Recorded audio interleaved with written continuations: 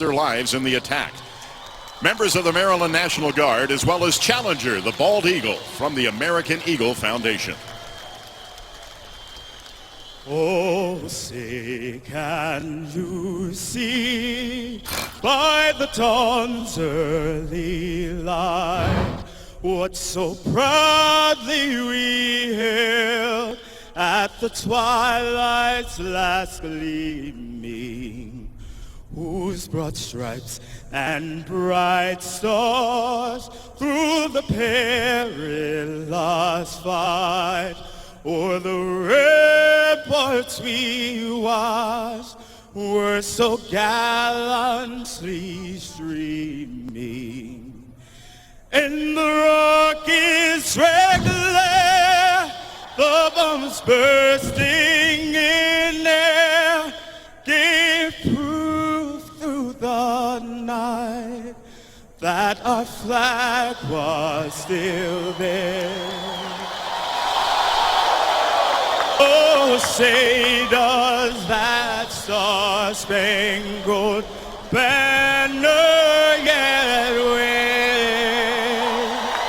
o'er the land of the free and the home of the brave.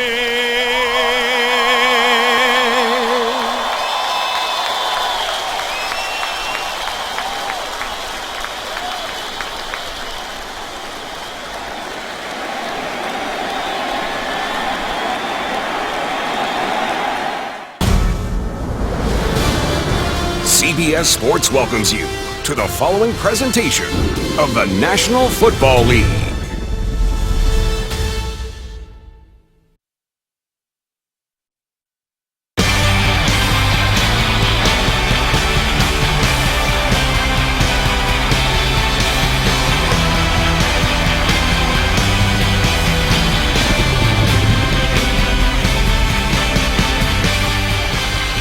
The waiting is over. Football is back.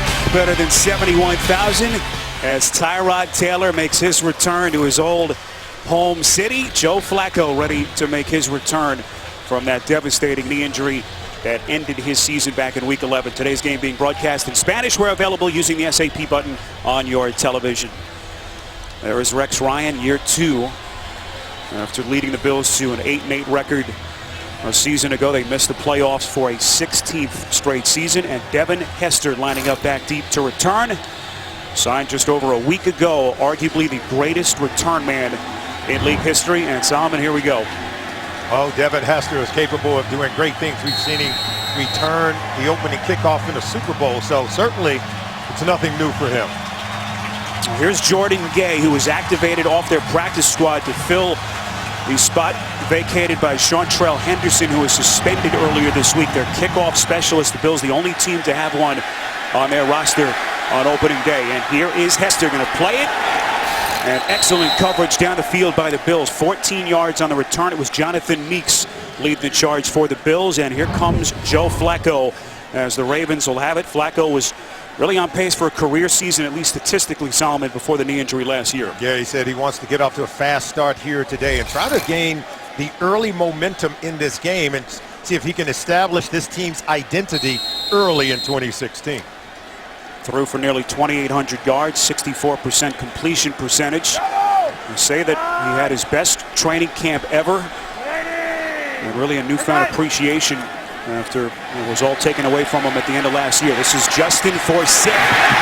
Nice run to get the party started. As he is forced out of bounds right around the 20. A pickup of 7. Duke Williams pushed him out of bounds.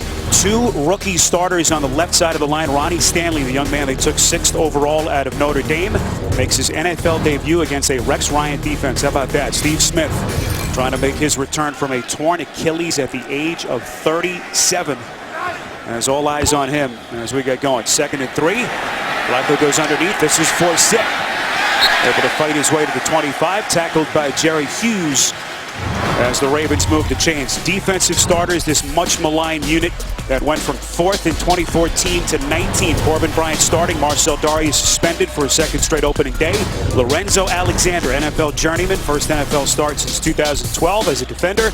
And Corey Graham won a Super Bowl title as a rookie here as a member of the Baltimore Ravens in 2012. Here is Forsett, already the workhorse, inching his way to the 25, and a kind of an eventful week for Forsett. Solomon, they cut him surprisingly, but it was kind of a calculated move as they try to look ahead and make some improvements to the roster, and Forsett was back 2 days later. Yeah, 9-year veteran, Justin Forsett. Didn't expect to be picked up by another team. They didn't want to risk exposing one of the younger running backs. Forsett gets a blow, and on 2nd and 10, short pass to Kyle Juszczyk. Pro Bowler a couple of years ago, led all NFL fullbacks last season in catches and yards, tackled by Ronald Darby, a pickup of 9. Clearly a fan favorite. You can see fullback out in the flat right away. They're trying to take advantage of the aggressive nature of Rex Ryan's defense, looking to get hits on Joe Flacco, and then you get Juszczyk out in the flat where he has room to operate. 41 catches a year ago for Juszczyk, a former 4th-round pick out of Harvard. So a good opening drive for Flacco. Former Super Bowl MVP back in 2012. On 3rd and 1, little pitch play. Excellent cutback maneuver by the Baltimore kid, Terrence West. That initial juke needed the 35 for the first down. We'll see where the officials mark it. And they say it will be 4th down. He's short. Yeah, he's going to be short. Hughes gets there, gets the penetration. But look at the quickness of Terrence West. But then he's going to be tackled before he can hit the 1st down marker. Terrence West lost weight during the offseason, came in great shape, ready to contend. And look, Solomon, you like this move? Yeah, I do like it. He's got great field position, and they are very aggressive. I wouldn't be surprised if they go with a hard count. Yeah, they're not going to snap the ball. They're trying to use the hard count to draw the defense off sides. Didn't work there. So Rex's defense stays disciplined. Delay game. They'll take the delay of game penalty, and the punting team will come on the field. I like that. You know, they're trying to take advantage. No one knows Rex Ryan as well as Coach John Harbaugh. These two coached together back at the University of Cincinnati. Of course, Ryan worked for 1 season here in Baltimore under John Harbaugh, and so they know one another very well. They tend to know the nature and tendencies of one another as well. So much respect and admiration between those two men. Had a chance to visit with both the last couple of days. And Sam Cook, first career Pro Bowl selection last season, on to boot it away. And the 34-year-old punter able to sail it out of bounds right around the 32-yard line. 40 yards on the punt. The Soaring Eagle on opening day in Baltimore.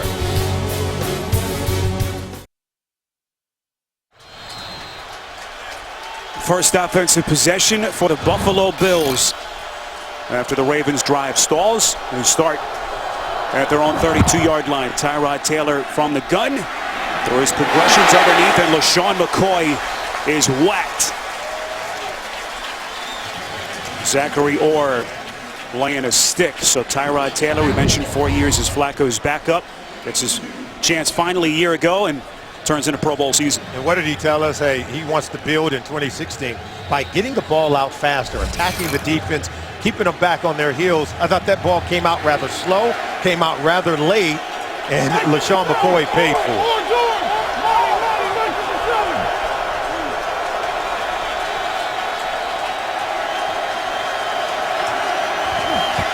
Charles Clay, the man in motion on 2nd and 8. This is McCoy trying to dance around the tackler, and he's going backwards.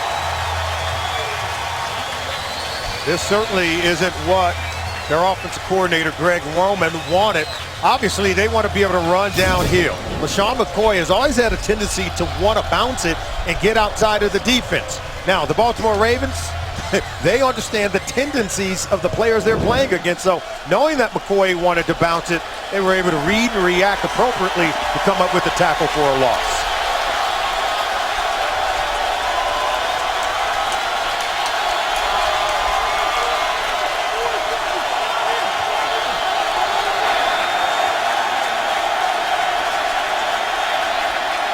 Taylor on 3rd and 14. Mike Gillislee dumped for another loss. Sharice Wright getting there for the Ravens. How about Sharice Wright? He understands what he's getting from this offense. He can read it. He'll be out here, but watch him come up. Is able to make the tackles, able to beat the blocker, that is the guard, Richie Incognito. If you get there before he does, makes for an easy tackle. Colton Schmidt, third-year punter, after a disastrous opening possession for the Bills. And this is Hester dancing up the far side, close to the 35. So 50 yards on the punt from Schmidt, 7 on the return. Early going. A ferocious start for the Ravens defense.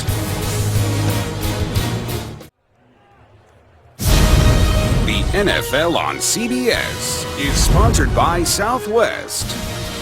We remember. AT&T, mobilizing your world. And by the new 2017 Acura MDX, precision-crafted performance. A look at Fort McHenry in Baltimore Harbor, site of the Battle of Baltimore, which took place back in 1814. What a beautiful day for opening kickoff weekend in the NFL here in 2016. Second possession for Joe Flacco and the Ravens. From the gun on 1st and 10, delivers, and Steve Smith with his first catch. So many unknowns about this offense, but they think, Solomon, this wide receiving core will be much improved. And it starts with Steve Smith Sr. He's the veteran of the bunch, 16 seasons, but Rashad Perriman, last year's first-round pick, did not play a single down for these Baltimore Ravens, and his talents were needed. Mike Wallace comes over in free agency. They believe they have the speed to push down the field vertically and make plays. On 2nd and 7, Flacco, quick strike again, looking right at Steve Smith. We had a chance to visit with Smith as he makes his second catch, and he's going right at it, joining with Ronald Darby, who had a terrific rookie season last year. And this is what they missed when he was injured last year. Someone to really be the outlet for Joe Flacco and to be a little bit feisty. He gives this team an excellent identity. You know he's never going to back down from the opponent, and that's been the culture here in Baltimore. What did he say? The bully is back? The bully is back. Some movement pre-snap. False start. Offense, number 79. 5-yard penalty. Third down. And that's Ronnie Stanley, the 6th overall pick. Talk about a tough way to make your NFL debut, as you see his head coach, but having to do it against a Rex Ryan coach defense. Yeah, Coach Harbaugh knows he's got to live with it. There's going to be some growing pains when you're starting 2 rookies on the left side of that offensive line. Alex Lewis at left guard and Ronnie Stanley at left tackle. First time an NFL team has started 2 rookies on the left side of their offensive line on opening day since 1995. Incredible. More penalty flags. False start. Offense, number 89. 5-yard penalty. Third down. That's Steve Smith. Now, you know that tells you that it's a pass play because receivers don't jump into that neutral zone eager to come off the line of scrimmage when they're running the football.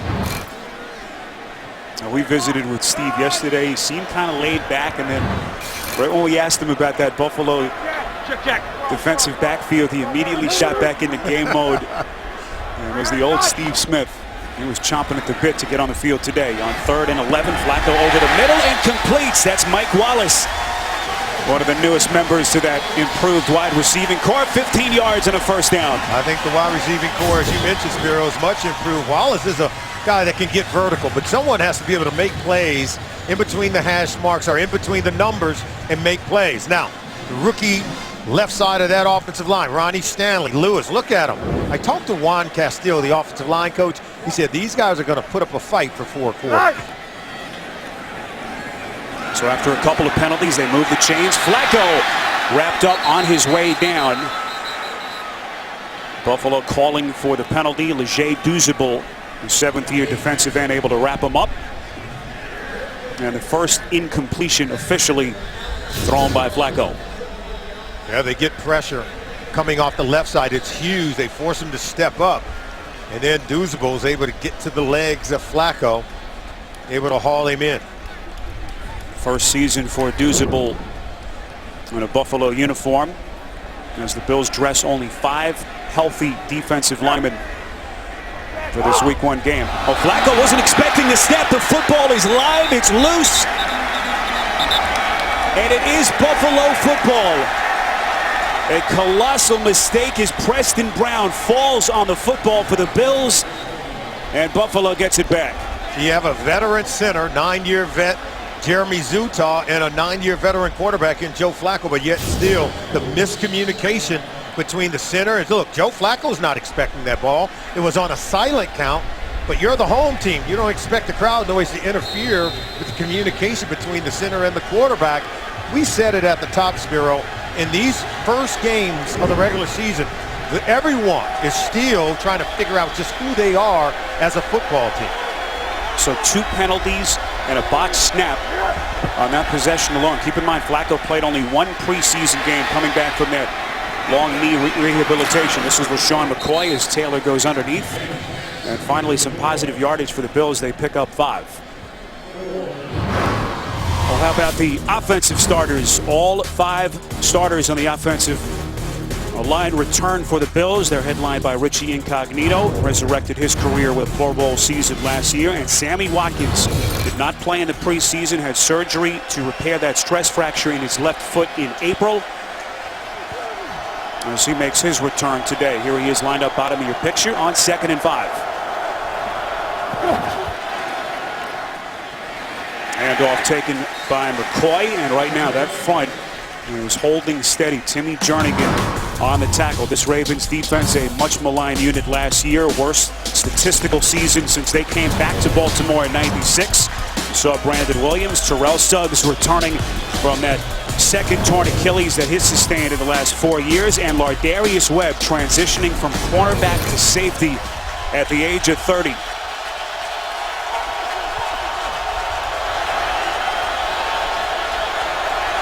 Sammy Watkins may get one-on-one coverage at the bottom.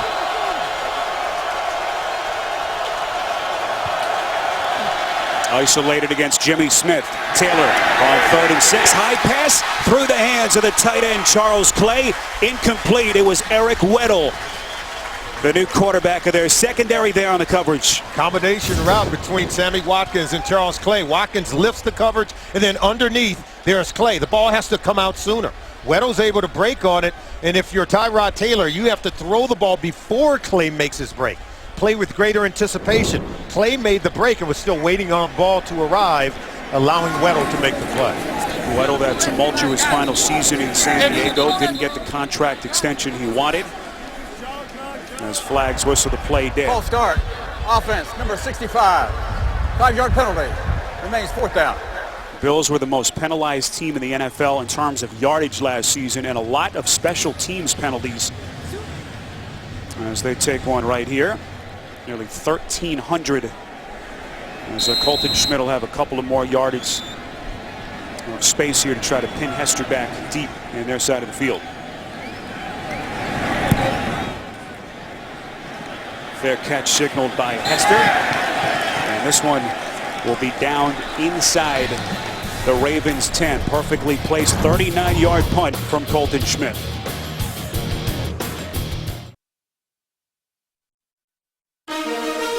Well, your weekend starts here. Thursday, the Jets with a run-in against the Bills and their old pal Rex Ryan. Thursday Night Football, CBS and NFL Network. You talk about a tough way to start the season. Rex Ryan and company on the road here, and then a short week. Something that certainly is in the back of Rex's mind today. So Flacco and company back onto the field. This is Terrence West, the Baltimore product.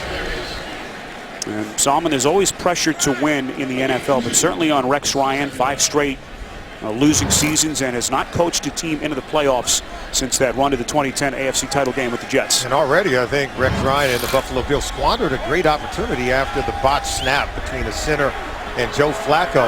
They got the turnover, great field position, no points to show. Flacco from the gun. This is 2nd and 8. Going to take a shot.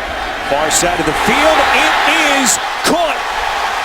Brashad Perriman saying hello to the NFL. One-on-one against Stephon Gilmore. 1st down and a lot more. So we can tell you, Joe Flacco still has that big-time arm, but now he has big-time talent at the wide receiver position in the form of Brashad Perriman. His first NFL catch. First time they've thrown it to him in his career, and he comes down with it over a big-time corner in Stephon Gilmore. A lot of firsts. First time he's on the same field with Joe Flacco in a real game. After Perriman played just one preseason game. Quick strike underneath to the tight end Crockett Gilmore. But what an arduous path this kid has had. 17 months after they took him 26th overall. Had that initial PCL injury, then returns. Final day of OTAs in the spring. Partially torn ACL. But he's a big, talented receiver. 6'2", 210 pounds, and has the vertical speed to stretch it. Both he and Mike Wallace, they are huge additions to this wide receiving core here in Baltimore.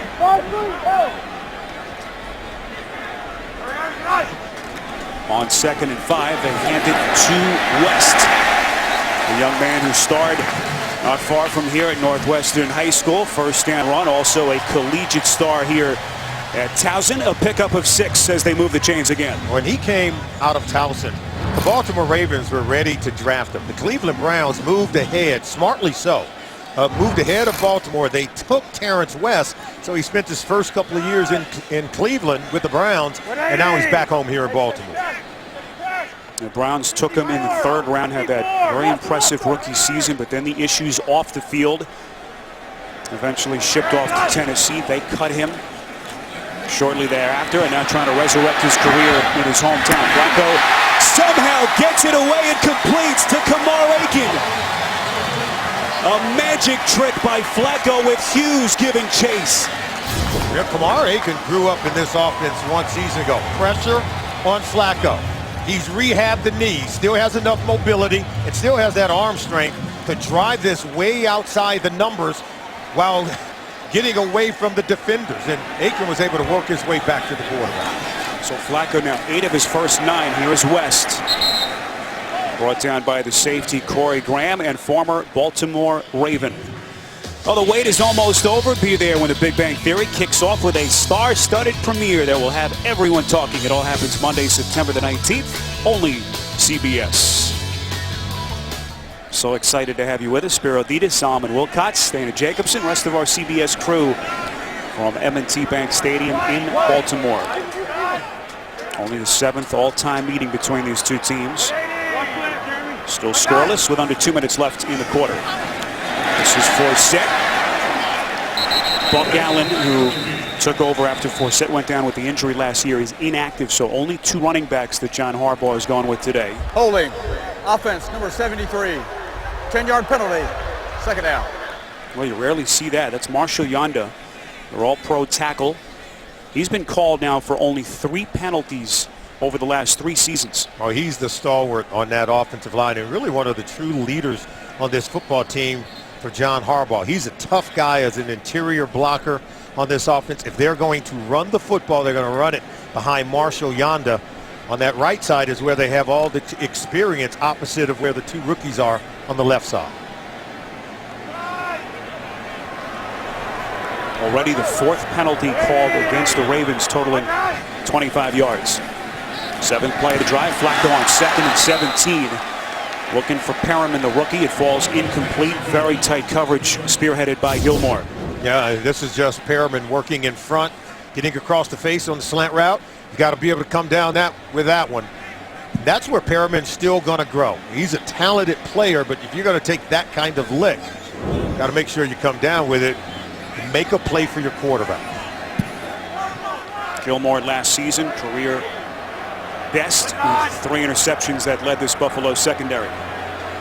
Flacco has completed the 7 different receivers. Where does he go here? Keep it on the ground, 3rd and 17, just trying to get their kicker into better range. That's Kyle Juszczyk, the fullback. And now Justin Tucker, I beg your pardon, their kicker will come onto the field. They had good rhythm on that possession. It really was the holding call on Marshall Yanda that kind of derailed their ability to push the ball down inside the red zone, and then just got behind the sticks on downs. Tucker fresh off signing that big extension in the middle of July. 18 of 30 in his career from 50 plus. This one from exactly 50, and Tucker is good. So it takes nearly a quarter, but finally we get our first points. And Tucker trying to get these fans revved up in Baltimore.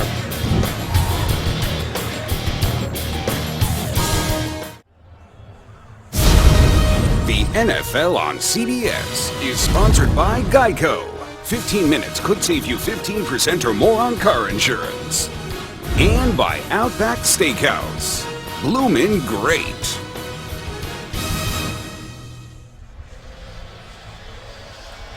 '50-yard field goal by Justin Tucker. Gets the Ravens on the board. 35 seconds left to play in this opening quarter. M&T Bank Stadium in Baltimore. Week 1, first full Sunday of the new season. And Tucker boots it through the back of the end zone. They'll start at the 25. We go downstairs, say hello to Dana Jacobson. All right, thanks, guys. You know, we know Ed Reed used to dominate on the field out here for the Baltimore Ravens defense. He is back this week as a coach for the Buffalo Bills. Rex Ryan actually gave him a call in the offseason, begged him to come take the job. I saw Ed Reed before the game. He got a chance to say hello and smile and hug a few old teammates. He told me he's really glad he took the job. He's having fun. The best part is he sees the game from the inside out, so he gets to coach those defensive backs like he's playing alongside with them. All right, Dana, 11 Hall of Fame seasons here as a Raven, still such a beloved member of this organization. Rex said he had to beg him to join his staff and was able to recruit his old warhorse safety. A little underneath pass taken by LaShawn McCoy. What did Rex tell us? He also has Ed Reed working out about 3 times a week, just in case. Just in case. He decides to come back and play. His name hangs here at M&T Bank Stadium. And he was one of those guys that every quarterback who ever played against Ed Reed, they didn't quite know what he was thinking. They didn't know where he would be. He was like a ghost playing in that secondary. He'd come out of nowhere to make big plays with interceptions. You saw the press box. That's where the secondary coaches are. Ed Reed behind that glass. Still can't find him. And there's LaShawn McCoy. Lowers his shoulder, picks up about 5 as he crosses the 30. And happy birthday to Ed Reed today, celebrating his 38th birthday. Tackled on the play by Zachary Orr. End of 1, you're watching the NFL on CBS. Week 1 continues later today on Fox. Then tonight, Sunday Night Football on NBC, and a little double dip opening Monday of the new season coming up tomorrow. ESPN, Steelers, Redskins, and the Rams playing their first official game since journeying from St. Louis back to Los Angeles. Total yards of an ugly side for the Buffalo Bills. Yeah, only 4 yards passing for Tyrod Taylor. Greg Roman's got to get his quarterback going. You know, Tyrod Taylor played his first 4 seasons here in Baltimore. Said he wanted to take the emotion out of it, but right now his defense is swarming. He's finding the yards tough to come by. This was the #1 rushing team in the NFL. You saw that number, 1 quarter complete. Was desperately looking for some positive yardage. Taylor from the gun on 3rd and 4. And it's time to throw, fires and completes. Locates Watkins for the first down catch. Watkins out of bounds, a pickup of 5, and that's something that Tyrod desperately needed. Well, this time they isolated Sammy Watkins on Jimmy Smith all the way. Tyrod was looking to that side of the field the entire time. Knew he wanted to go to Watkins, stayed with it. Watkins made a play for him. Taylor talked all week about wanting to keep his emotions in check. 4 years here, so close to Flacco and members of this team, both sides of the ball. Those emotions have to be swirling inside of him as Taylor throwing on the run, too high, intended for Greg Salas. Incomplete. Salman, what have you seen from Taylor so far? He had Salas open, but pressure coming in his face right here. There's a little bump to the chest, staying away from the head neck area. Kind of felt that one, but he had an opportunity to complete that one down the field. Just kind of sailed high over the head of his intended receiver. He was the understudy for 4 seasons under Joe Flacco. Said that what he learned the most from Joe Flacco is to remain poised. You know, Joe Flacco rarely has a pulse. You don't see him going up or down with the emotions of the game, and that's the quarterback Tyrod Taylor wants to be. On 2nd and 10, they keep it short. This is McCoy, so dangerous as a catcher out of the backfield. Anthony Levine Sr., a 29-year-old fifth-year man, dumps him for a loss of, for a pickup, beg your pardon, of 4. You know, the Buffalo Bills so badly wanted to come into the 2016 season, wanting to improve their intermediate, short, quick passing game. And then as we get here in the 2nd quarter, we've yet to see them push the ball down the field. Something they did so very well as any team in all of 2015.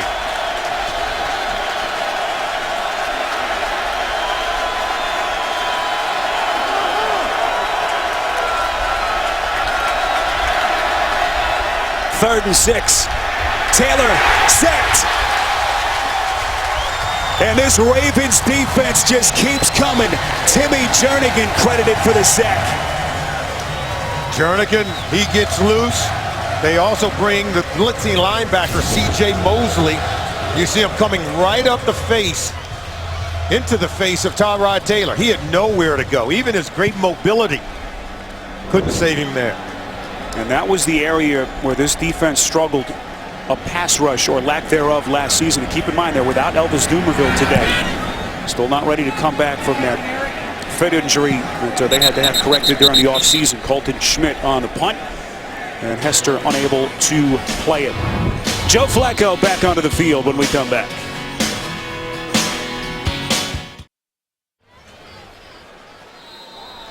"50-yard field goal by Justin Tucker, the difference, and this has been the story. Greg Roman and that Buffalo offense get nothing going till this point. They've had better field position, starting on average at their own 37, and even had the turnover, but they couldn't capitalize. They're coming. Flacco, that pass is short, as Flacco having to throw in the face of pressure. I'll get the CBS Sports app for inside access to your favorite team. From the front office to the front row, you'll get instant coverage of every moment from every angle. Download the CBS Sports app. Get it today. 70,000 plus, 3-0 Ravens as we play early stages of this second quarter. And Solomon, both offenses just trying to get their footing here in the first half. The Baltimore Ravens, though, they're going with multiple formations. On 2nd and 10. This is Forsett, gaping hole. Nearly a first down run, knocked down after a pickup of 9 by the safety Aaron Williams. They're able to go with that stretch zone play, the outside zone, to the right side of the formation. And look, great blocking over on that side. Marshall Yanda was able to pin his man inside, create running room for Justin Forsett. If they get him going in the run game, then they come back with the bootlegs and play action pass to try to crease your defense. Critical 3rd and 1 play as Flacco and company try to extend the drive. Handoff taken by Forsett. They needed the 25. Appear to have enough. And now they signal first down. We told you about Forsett. That interesting roster maneuver. Cut him last Saturday. Was back with the team. Said that he was getting a bunch of texts from family and friends that obviously weren't involved in the thinking. Trying to console him. But he kind of knew he'd be back in a Ravens uniform very quickly. You get the sense he and the team had a wink, nod type of deal. Just 2 years ago, remember, he had over 1,200 rushing yards for the Baltimore Ravens and led the league with a 5.4 yards per carry average. So he's very important to this football. Play clock down to 1. Flacco didn't realize it until perhaps it was too late. Joe shaking off some rust. First timeout, Baltimore. Their first. Will be 30 seconds. Timeout. Well, I don't know. It appeared to be about a half second late. Ravens get the call. Timeout. 3-0 Ravens in front. Welcome back to Baltimore. The Buffalo Bills and the Ravens facing off. Baltimore with a 3-0 lead right now. Running back Justin Forsett started off this month by giving back. He was with the team before their preseason finale in Louisiana, and he wanted to help out the victims from some of that historical flooding down there. He donated some of his own money, volunteered with the United Way by giving some of his time and visiting with some of the people down there that were suffering through so much. He said he just wanted to continue to raise awareness since they were still suffering. In his words, I know it could happen to any of us. Forsett, the Lakeland, Florida native, high school football star in Texas. Certainly has a connection to that part of the country. And family and friends as a penalty marker is thrown. False start. Offense, number 73. 5-yard penalty. First down. Happens again with Marshall Yanda. We've already seen 3 miscues with this offensive line. Yanda twice, Jeremy Zutaw with the snap that turned out to be a turnover. We talked about week 1 being a point of discovery for coaches. The players, veteran players, need that first game to really get back in terms of playing at a top level.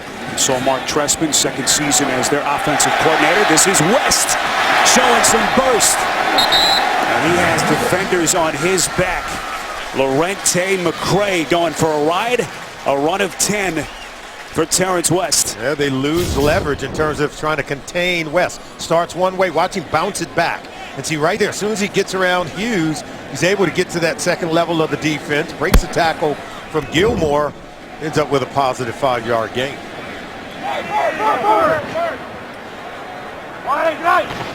Flacco from the gun. This is 2nd and 5 over the middle and completes.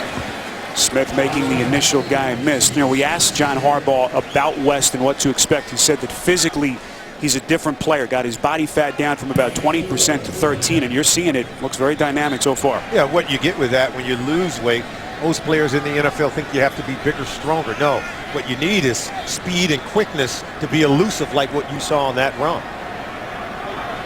What does Trestman dial up here on 3rd and 1? Still plenty of time on the play clock at 10. Flacco puts some air under it, has his man, it's caught! Mike Wallace, and he's in for the Ravens touchdown! 66 yards from Flacco.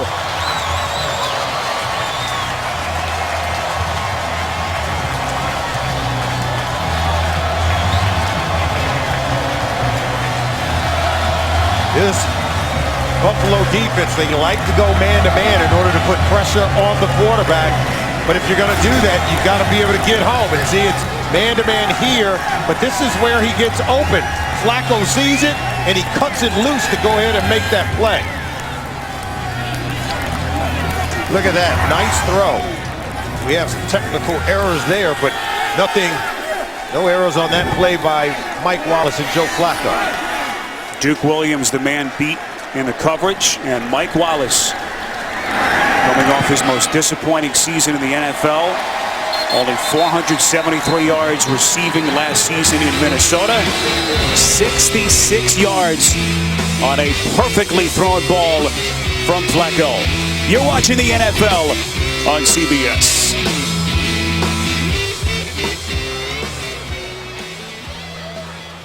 There is a penalty marker on the field at around the 24-yard line. Officials conferencing. Well, we know Flacco likes to throw the deep ball, that cannon of an arm that he has. That time perfectly able to put the right touch on it. The PAT is good. After the play was over, there was personal foul, unnecessary roughness, number 28 of the receiving team, Buffalo. That 15-yard penalty will be assessed on the kickoff. Another special teams penalty against Rex Ryan's Bills. That time it's Ronald Darby, the man penalized. 10-0 Ravens on CBS. The NFL on CBS is sponsored by Genesis.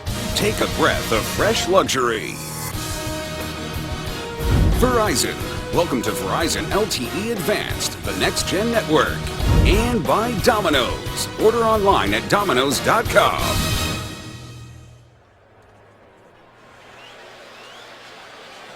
Ravens go 6 plays, 85 yards, 66-yard touchdown strike from Joe Flacco to Mike Wallace, one of his newest receivers, coming over from the Vikings in free agency. 163rd career touchdown pass thrown by Flacco.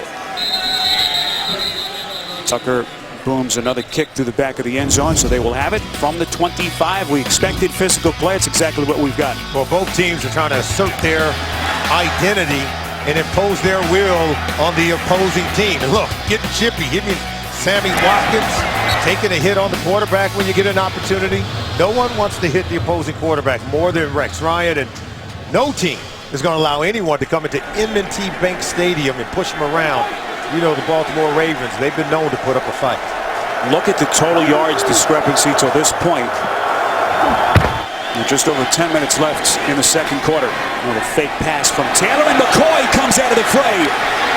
A lot of open real estate as he is run out of bounds by Sharice Wright, fooling that Baltimore front. 16 yards in the run by McCoy. You better be disciplined in your pursuit angles coming from the outside, from the left side, to tackle LaShawn McCoy. See there, you get pinned inside. He's going to bounce it outside. You have to know, stay outside, he'll come back to you. You go peeking around inside, his speed is very dangerous when he hits the perimeter of the formation. So finally a first down. Taylor again. Hands off to McCoy, who takes a hard whack. McCoy last season missing 4 games with knee and hamstring injuries. Still managed to get picked to his 4th Pro Bowl in 5 years, but just didn't feel like it was his kind of season from what we've seen in his career. Well, he started the season in preseason last year with an injury. A lot of hamstring problems. Was able to start opening day, but just found it tough to stay in the lineup. Did not hit that 1,000-yard mark that we're accustomed to seeing from LeSean McCoy. He appears to be healthy and ready to run in 2016. Gets a blow here. Mike Gillislee, the 3rd-year man who came on last 5 games last season on the field. Taylor fakes to him on 2nd and 2. Ravens giving chase, and Taylor no choice but to throw it out of bounds. Another flag is thrown. It was C.J. Mosley coming with the heat, and Zadarius Smith. Flag thrown back. Glenn Gronkowski trying to block there and was able to hold. There was no foul for intentional grounding. The passer was outside the pocket and threw the ball beyond the line of scrimmage. There was holding. Offense, number 48. 10-yard penalty. Repeat the down. Solomon, you're right. It is Gronkowski, the rookie fullback, one of the surprise players that made their opening day roster, as the Buffalo product is whistled. And younger brother, of course, of Patriot star Rob Gronkowski. The unfortunate part, he didn't have to hold on the play. He had his guy blocked, and as Tyrod Taylor went to escape and run, then he grabbed hold of the defender and drew the penalty. Penalty, such a big part of the story last season for Rex's Bills. And so far, more of the same. On 2nd and 12, this is Watkins over the middle. So dangerous, trying to find open day late. They pick up 8. Tackled by Suggs and Sharice Wright for the Ravens. So far, the Buffalo Bills, running these kinds of crossing routes. This is rare. You don't see a lot of these with Sammy Watkins. You normally see him going vertical down the field where speed could be more effective at creating big plays. And so it's going to be interesting to see the Buffalo Bills push the ball down the field and challenge a secondary for Baltimore that really struggled 1 year ago.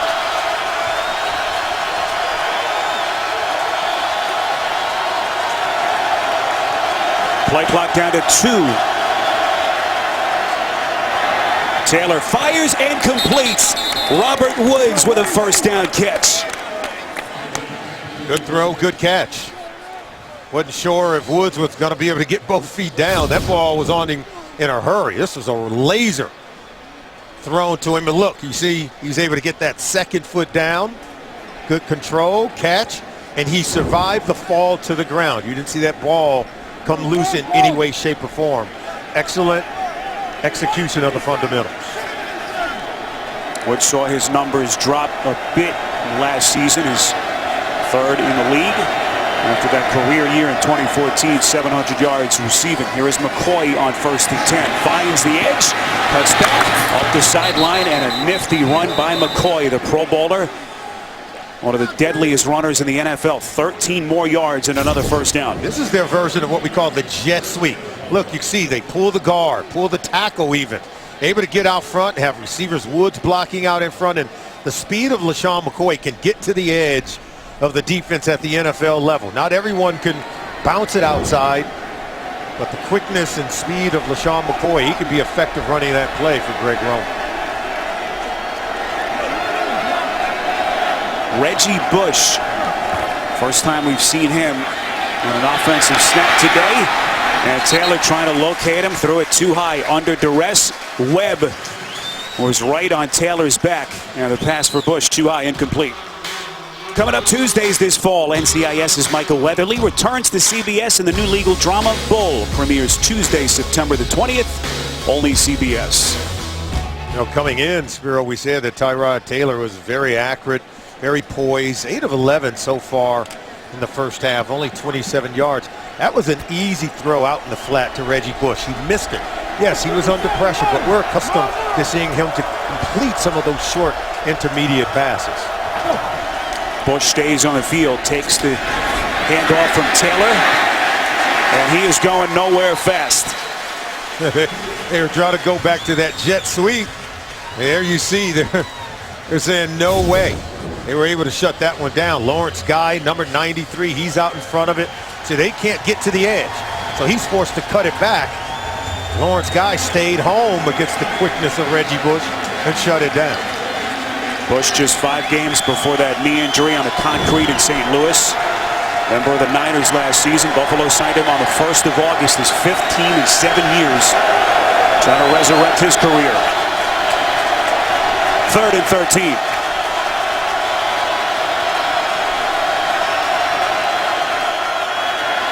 Taylor somehow escapes the sack, spinning and completes an incredible play. It's Clay still going inside the 5. First it was Taylor and then it was Clay. This is where Tyrod Taylor can be very dangerous. 1 minute you have him and the next minute you don't. Right there you thought you had him. That's Albert McClellan. He spins out of it to find Charles Clay down the field, and Clay nearly broke a tackle to score a touchdown on the play, but that was magical by Tyrod Taylor. We've seen him do this before. Just when you think you haven't captured in that backfield, he springs free to make a play with his arm. That was video game-like from Taylor. 33 yards on the pass play to set up a 1st and goal. And off McCoy. Trying to move the pile short of the goal line, but they inch closer right around the 1. And those are the kind of plays, Solomon, that set a guy like Tyrod Taylor apart. Able to burn you with his legs as well as his arm. Yeah, the linebacker, Albert McClellan, said, hey, what do I have to do to come away with a sack in that situation? He literally had him right in his grasp, and Taylor was able to get out of it.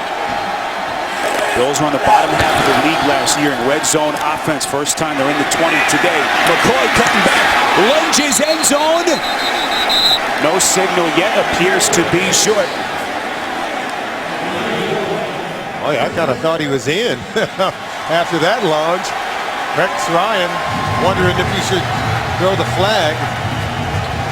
Because it's not ruled a scoring play, they're not going to look at it automatically. There he is right there. Okay, right now you can see that right cheek appeared to be down before he crossed the chalk line. 3rd and goal. Taylor trying to sneak it, and now a challenge flag has been thrown. You see the red flag in front of the Buffalo sideline. Yeah, see, he has to challenge it. It wasn't ruled a scoring play. If it had been, they would have looked at it automatically. But because it was not ruled a scoring play, it's up to Rex Ryan to have to challenge the play if he thinks it was a score. The runner was short of the goal line. Timeout. Rex got the word from his coaches upstairs in the box, and so they will challenge whether McCoy was in on that last run. Timeout.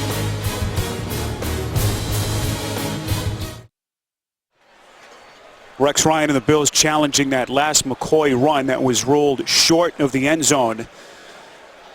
And this one was awfully close.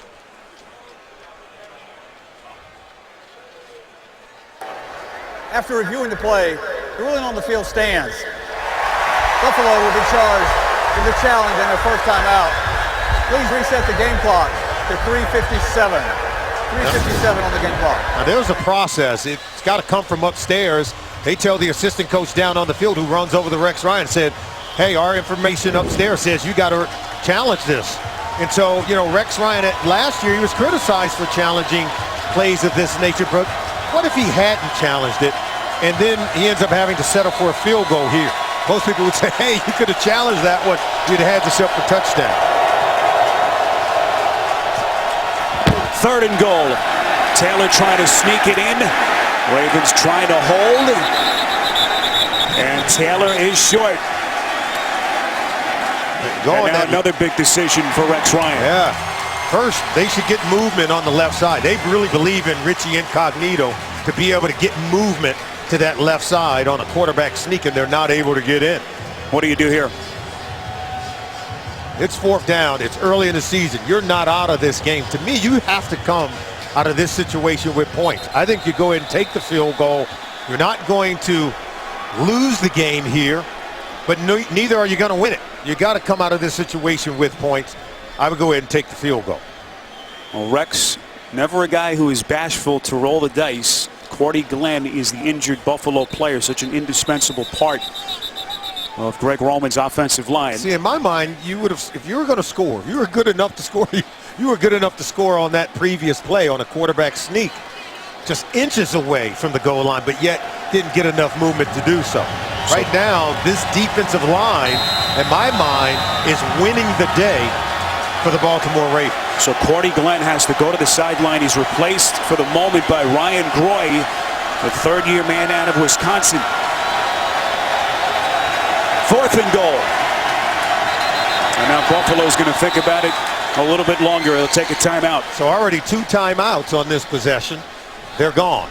And that's what happens when you start to chase those points. Now they lose 1 timeout on the missed challenge, and now they'll take their second with 3:06 to play and the most critical juncture so far of this first half. Can't you read it? Come the next day if you don't score here. Ooh. Coming up, the Verizon halftime report. We'll send you to New York. The guys standing by, JB and the fellas. All the scores and highlights, as well as a preview of Thursday Night Football on CBS and NFL Network. All next on the Verizon halftime report. Well, you thought maybe he would kind of rethink things, but he sends his quarterback back onto the field. And you see that little sly grin from his ex-coaching mate, John Harbaugh.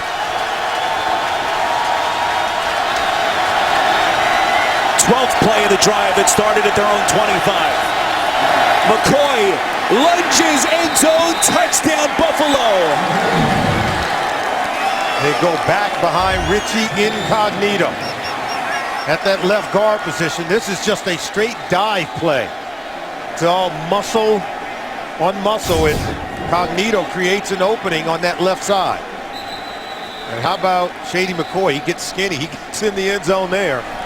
But boy, they burned through 2 timeouts and significant time in order to get the touchdown. Good thing they came away with 6 points here. What did Greg Roman say about his offensive linemen yesterday? These are lunch pail guys. And Rex Ryan certainly knows about some of the horses he has up front. And they go right behind Incognito, as Solomon points out. Another injured Bill. This time it's the tight end Jim Dre, the 7th-year man out of Stanford. There's Greg Roman, their offensive coordinator. Ooh, that was a gutsy call. Here I am talking about let's get the field goal, get away with some points. You know Rex Ryan, he doesn't lay up. If we were to use the golf analogy, you know, there's a big lake, he's going over the lake. That's how he made his bones as a coach. Here for 10 years. Incredible seasons as the Ravens defensive coordinator, making his 4th appearance as a head coach against his old franchise, yet to beat Baltimore as a head coach. Here's Dan Carpenter. Missed 6 PATs last season. That was the 2nd most in the NFL. He was one of the kickers that struggled with that extended extra point. This time he is good as LaShawn McCoy caps off a 75-yard drive. Incredible play by Taylor to Clay. And then Rex Ryan rolling the dice to get the Bills on the board.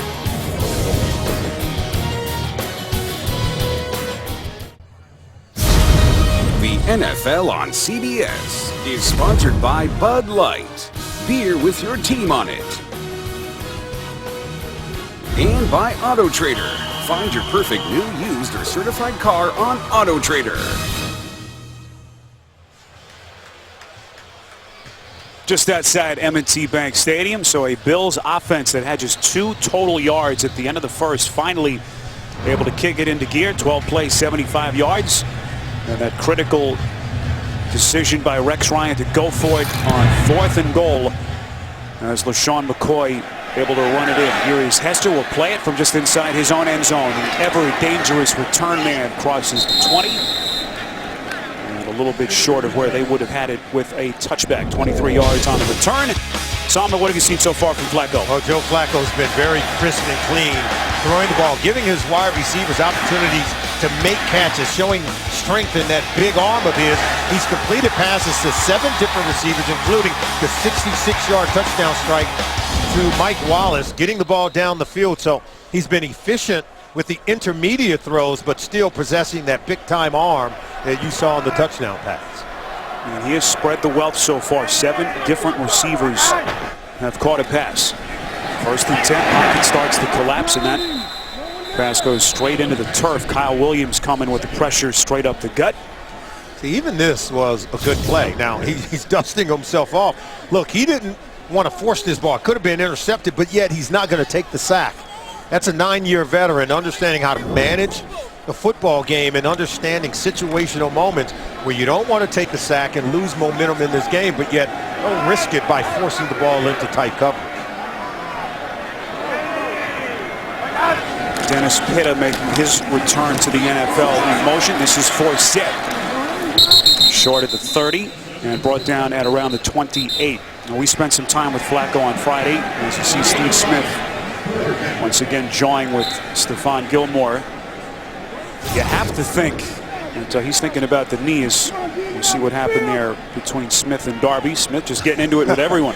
We told you he's not going to back down. And that has become, this has become the culture of the Baltimore Ravens. We talked about the 14 games last year where the games were decided by 8 points or less. Now, they were 5 and 11. They didn't win the majority of those games with all the injuries they had, but they never backed down despite losing so many good players due to injuries. Flacco on 3rd and 5 elects to go underneath. This is Forsett. First down and more.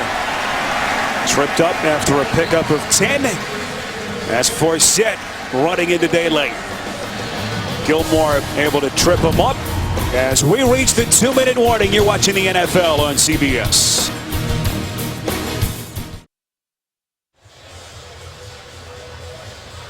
Oh, the Raven looks menacing, doesn't he? I thought one was Edgar Allan Poe and the other was the Raven, contemplating the great issues of life. Another reminder, Verizon Halftime Report comes your way next. JB and the fellas standing by. All the scores and highlights on the Verizon Halftime Report coming up in just a couple of minutes. 1st and 10 after the break. Steve Smith with another catch. It was anyone's guess how he would come back, age of 37. After a devastating Achilles injury, he's looked good so far. Well, he met with Ozzie Newsome, met with John Harbaugh at the end of last year, and they told him, hey, we want you back. He said, it's a good thing that I had a contract to come back to, and he's happy to be back. On 2nd and 5, Forsett crosses the 45. And talked about that emotional conversation. It was less than a week after the Achilles injury, before he had even had the surgery. He and his wife, Angie, went into Ozzie Newsome's office and said it was a real emotional, raw conversation, and as a group, they just kind of collectively decided he was going to come back. Well, he brings so much to the team. Not only great leadership, great work ethic. I think he's really good for a young receiver like Rashad Perriman to model his work ethic, just how to become a good pro in the National Football League. Ravens trying to extend the drive here. You see 2 timeouts left. Excellent pickup on the block to free up Flacco, and he finds his good buddy Dennis Pitta. First down catch. Pitta's first reception since 2014. Yeah, the crowd here at M&T Bank Stadium, they love it. Not only because it's a great catch that creates a first down, but because Dennis Pitta is a fan favorite around here. Remember his run in the playoffs of 2012 that helped them win a Super Bowl championship? He and Joe Flacco were red hot. 721 days since his last game in 2014. Fractured hip in consecutive seasons, just devastating. There was questions on whether or not he would ever return, but here he is, and actually a big need for him. We know that Benjamin Watson was lost for the season with that Achilles injury in the preseason. As we move under a minute, Flacco trying to go right back to Pitta. That time it falls incomplete. It had that one. It kind of got away from him. And you trying to get into the range for Tucker. The Ravens trying to get some more points on the board before the half. One of the best long-range kickers in the NFL. You see what he has done. 10 career game-winning field goals in his 5-year career already. 2nd and 10. Flacco again operating from the gun. That pass dangerously thrown through the hands of both Ronald Darby and Mike Wallace, the intended receiver. Just good coverage by Ron Darby. All rookie team last year. Look at how he stays in front of the receiver. He's not afraid to use his speed. He doesn't think the receiver can blow by him, but was able to maintain position, just didn't leave any room for Flacco to complete that pass. Darby playing less than an hour from where he grew up, Oxon Hill, Maryland. Started Potomac High School there. They're going to find defensive play. 3rd and 10. Ravens down to their final timeout. 42 seconds left in the half. Bills coming with the heat, and it's Jerry Hughes getting to Flacco. Very risky when you blitz Joe Flacco. You got to trust if you're Rex Ryan that the cornerbacks are going to hold up. But off the left side, there's Hughes coming right underneath the center, Jeremy Zutaw. He's able to overpower Zutaw to get into the face of the quarterback. I think Zutaw was expecting help from Justin Forsett, who's normally really good in recognizing pass protection and helping to pick up the blitzer. Any surprise, Solomon, that Rex Ryan didn't elect to take his final timeout? Yeah, that is a surprise. I mean, considering he had enough time to maybe get good field position. But I think he's going to concede, take it into the second half, and get his team ready to fight in the second half of this ball game. You saw the Bills will receive the football to begin the second half. So a Bills defense that was much maligned with that lack of a pass rush, able to dump Flacco to close the first half. End of 2 quarters, 10-7 Ravens.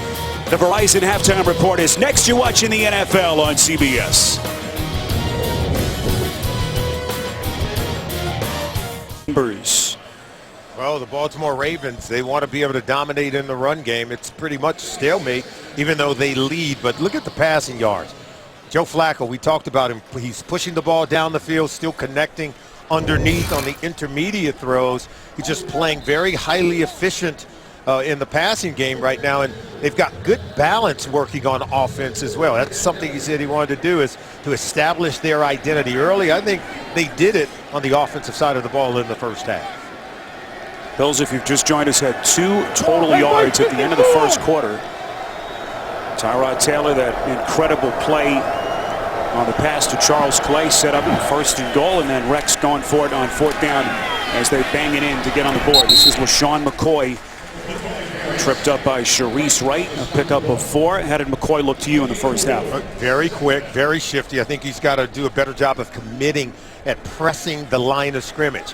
I think he wants to bounce it almost every single time he gets on the edge. The defenders know it. That's why Sharice Wright was able to make and secure that tackle out on the perimeter.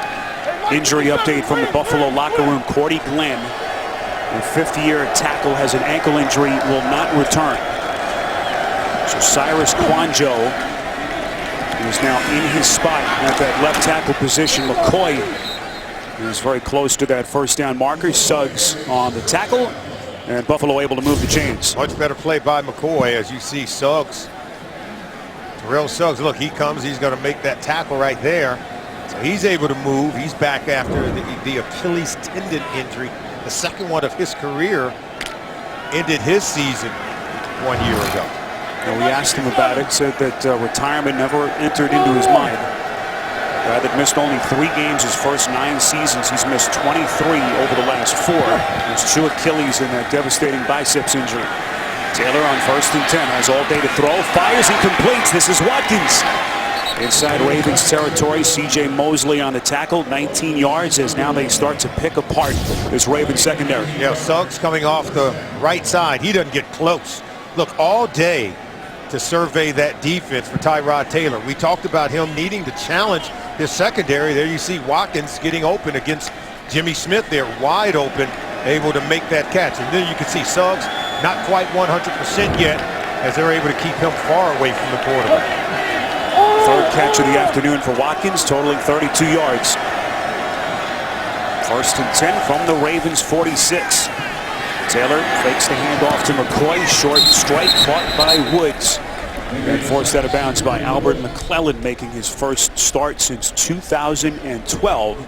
That's a pickup of 4. And what do you notice on this first possession in the second half by the Bills offense? They're playing much faster. The ball's coming out of the hands of the quarterback, Tyrod Taylor, quicker, getting it into the hands of his intended receivers, this time over the Woods on the sideline. So Greg Roman, offense coordinator, over there calling those plays, trying to create a better tempo and rhythm to the offense to get this defense on their heels and gain some momentum for his offense. Roman sends out Reggie Bush, one of his newest weapons. on 2nd and 6. And here is Bush finding some daylight, inches closer to the 36. So Reggie Bush, of course, the 2nd overall pick taken by the Saints. Couple of great years in New Orleans, a Super Bowl championship, first team All-Pro in 08, and then those injuries started to rack up. Last year played just 5 games before sustaining that meniscus tear in his knee with the Niners. Tyrod Taylor told Reggie Bush, hey, I grew up watching you play. He said he didn't like it. He kind of made him feel old. But Reggie Bush now 10 years in the National Football League. And boy, has he put in some work. He's still fun to watch. Bush only 3 years removed from his last 1,000-yard season with Detroit back in 2013. Big 3rd and 1. McCoy made the first guy miss, giving himself a chance, but he is short.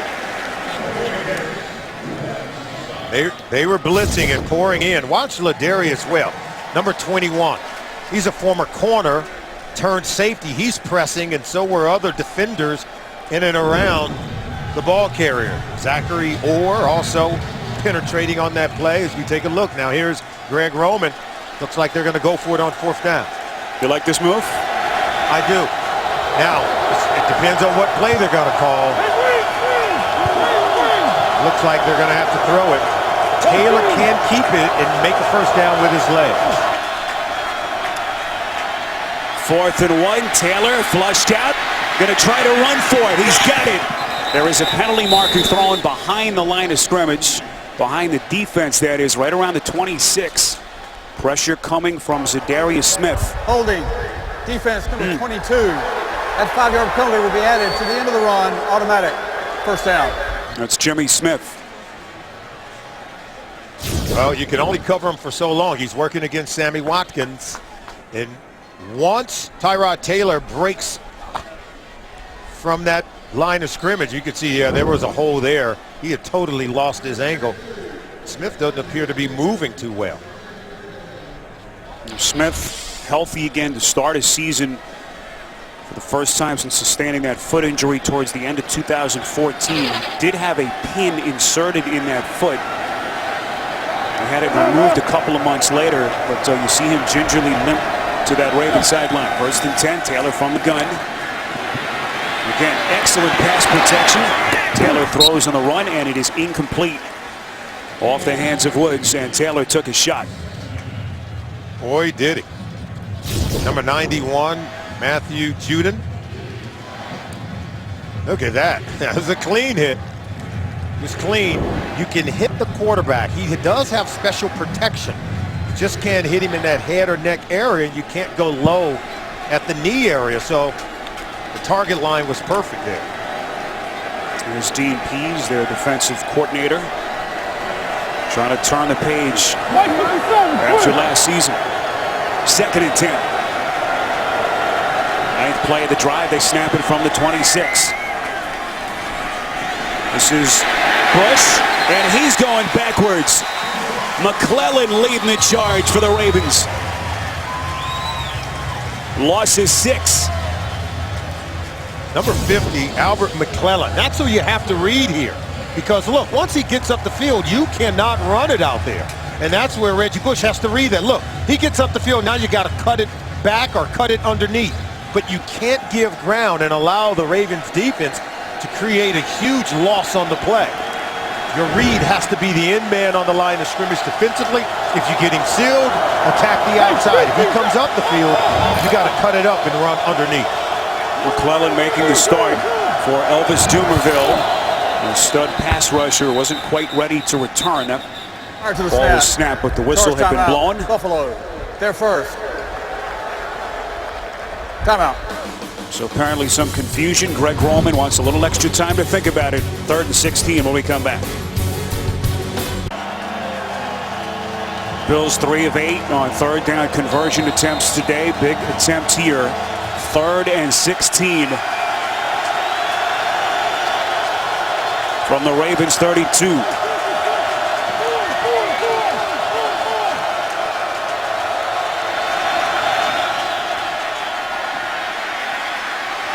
Taylor over the middle. It is caught. Woods well short of the 1st down marker. Buffalo needed the 16-yard line. They pick up only a yard. And now Dan Carpenter will come on for a long field goal attempt. Carpenter all-time against the Ravens, 6 of 7, but his longest field goal against the Ravens, only 27 yards. This will be from 49 yards out. 9th-year kicker out of Montana.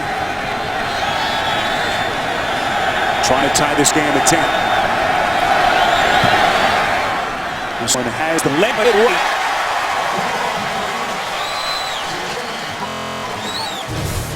So Buffalo's drive stalls, and Carpenter unable to bang it in from 49 yards out. Stay with us.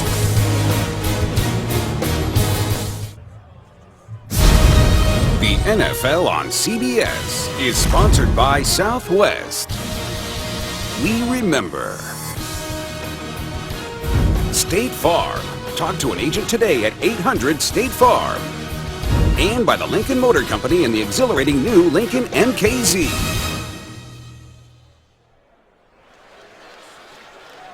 Inner Harbor, late summer afternoon in Baltimore. 10-7 Ravens. Spiro Dita, Solomon Wilcott, Stanley Jacobson back with you. That pass from Flacco, boy, nearly picked. And how Ronald Darby dropped that is a mystery. You know, sometimes we would downgrade a wide receiver if they drop a potential touchdown reception. Well, this is a touchdown. If Darby catches this one, he's walking into the end zone. Clearly a mystery between Joe Flacco and Steve Smith Sr. Darby, look, there's no one between he and that pylon. On his defense, there was that collision with the receiver, Steve Smith. Just a little bit late in squaring up his body. He had 43 yards of open real estate in front of him.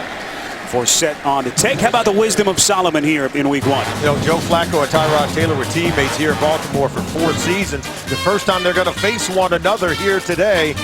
Drew Bledsoe and Tom Brady were the students. Of course, they had been teammates, and then, of course, it was Tom Brady, the student, who prevailed over the teacher. How about Brett Favre? The teacher came out on top when Matt Hasselbeck famously won the coin toss and threw a pick-6 in overtime.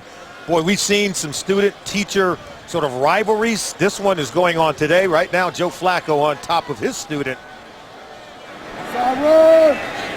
And everyone we talked to with the Ravens, Harbaugh, Flacco, Suggs, everyone just gushing over what kind of kid Taylor was here, as that pass from Flacco intended for the rookie Chris Moore, their 4th-round pick out of Cincinnati, is incomplete.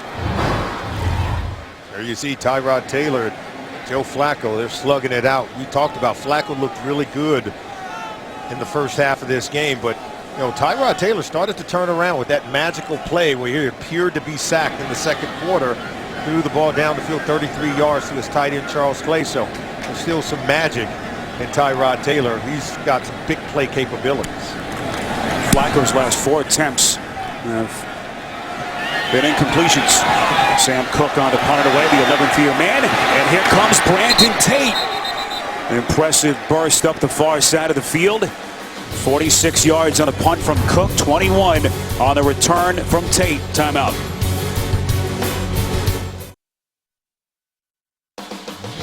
Next Sunday, the NFL on CBS has a powerhouse doubleheader. First, Andy Dalton and the Bengals take on Big Ben and the Steelers. Then Andrew Luck leads his Colts against Von Miller and the Super Bowl champion Broncos. Check your local listings.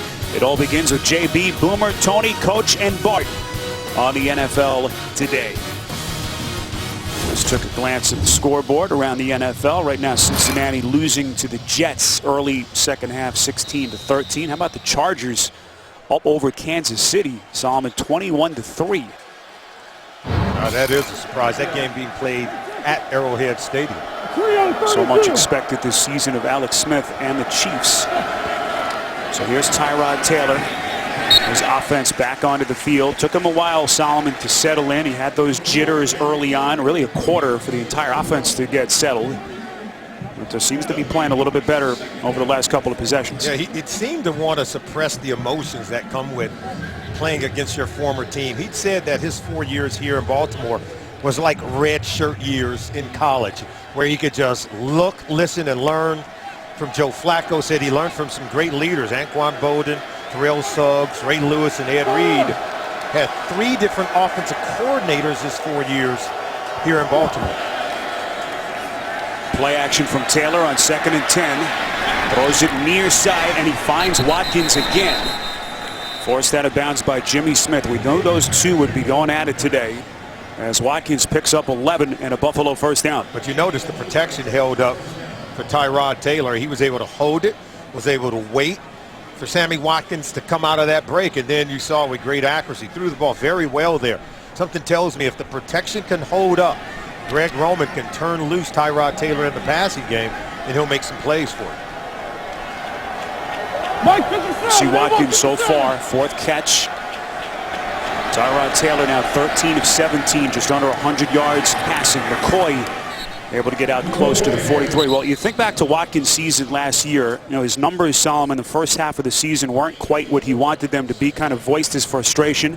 And over the final 9 weeks of the season, he had the 3rd most receiving yards in the NFL behind only Julio Jones and Antonio Brown. He caught fire in those final 9 games, pretty much average 100 yards per game. He was on fire. And I think you kind of learned something about him. He challenged the coaches. The coaches responded by getting him the ball as much as he could handle, and he put up huge numbers. First 1,000-yard season for Watkins, the former 4th overall pick a couple of years back. Taylor dances across the 45, brought down at around the 47 after a pickup of 4. Well, the king of comedy is back on CBS. Kevin James returns to the place where it all started. Kevin Can Wait premieres Monday, September the 19th. After The Big Bang Theory, only CBS. Another big 3rd down coming up. What does Greg Roman dial up here on 3rd and 2? Well, if they come after you, look for Charles Clay. He's become a bigger part of this offense. He can dominate over the middle of the field and creates an easier passing lane for Tyrod Taylor. Quick snap. Taylor's going to run it. Sharice Wright with a defensive gem as they dump him for a loss of 3. Even though they roll out to the left side, Tyrod wasn't in a hurry to get there. It's almost like this is a pass option, but no, he's running it. Just did a great job, did Sharice Wright, of getting past Richie Incognito to get to the legs of Tyrod Taylor. I think Tyrod Taylor anticipated that it was just no doubt that Incognito was going to be able to throw the block. And it was Sean McCoy, out lead blocker, just kind of whiffed on Wright. Caught by Colton Schmidt, once again placed exactly where he wanted it, inside the 10, 46 yards on the punt.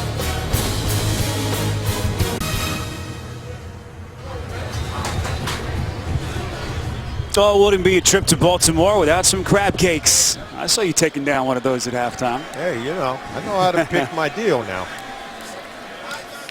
So Joe Flacco and the Ravens offense back onto the field. Tough field position start here as Kyle Williams coming back from that devastating knee injury that cut short his season last year after only 6 games on the tackle. Both offenses having a tough time just creating what we call drive starters. You want to come out fast on that first play of each possession, try to get positive gain, get the momentum going for there.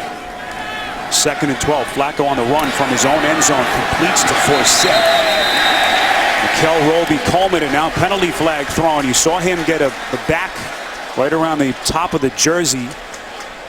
New point of emphasis is that horse collar tackle, as Roby-Coleman was just trying to find something to grab onto.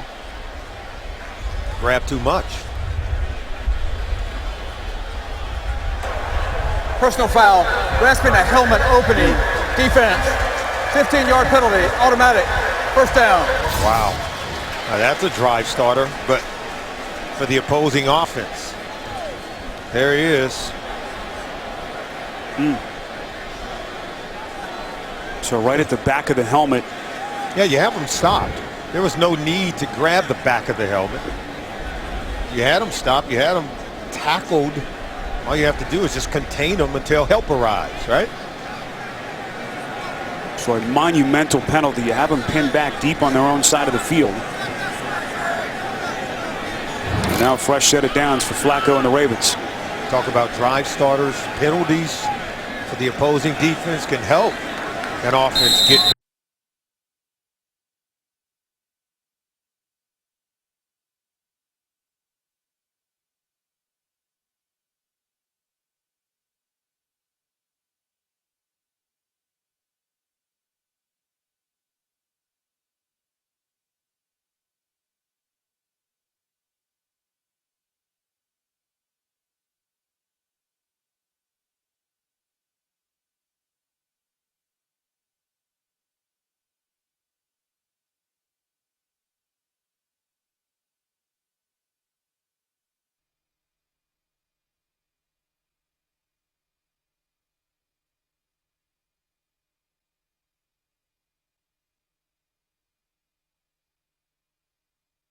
It's a well-deserved blow here on 1st and 10. Flacco.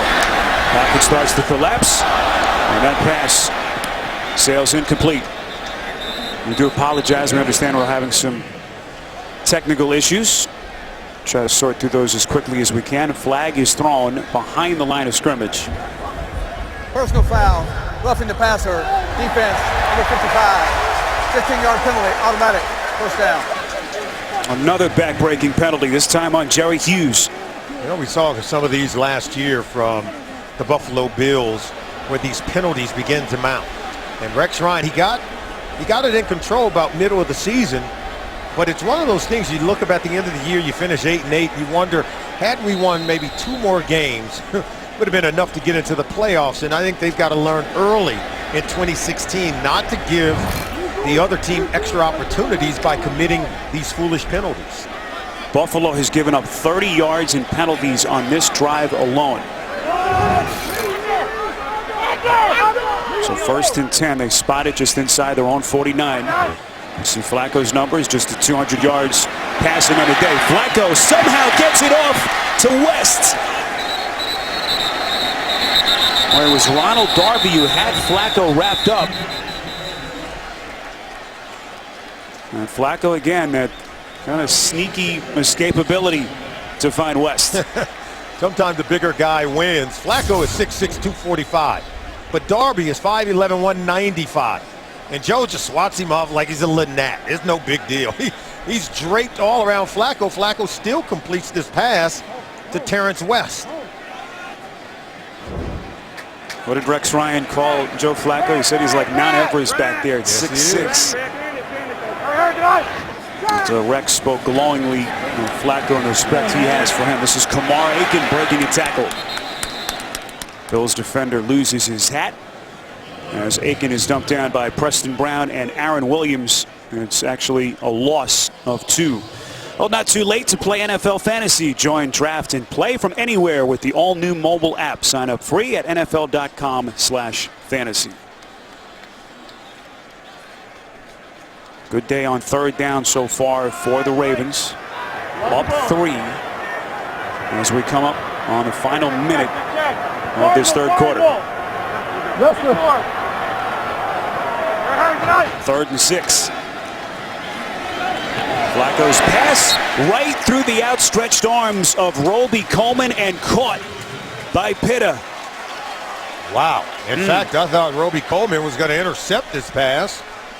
Well, there you see the arm talent of Joe Flacco. He lasers this one by the defender. Look at that. And what a catch by Dennis Pitta. This is what Pitta's known for. He and Flacco had a chemistry that really saw this quarterback tight end tandem going to the next level. He didn't get it, so now we have ourselves a 4th down, Spiro. First time we've seen John Harbaugh roll the dice. They go for it on 4th and 1. Flacco rolling out, completes. That's West, and now the officials say incomplete. Oh, it was a completed pass, say the officials, but he is about, let's say, a half yard short. So completion by West, and now it comes down to the spot. And he was short. So Buffalo gets it back. Turnover on downs as John Harbaugh's gamble backfires.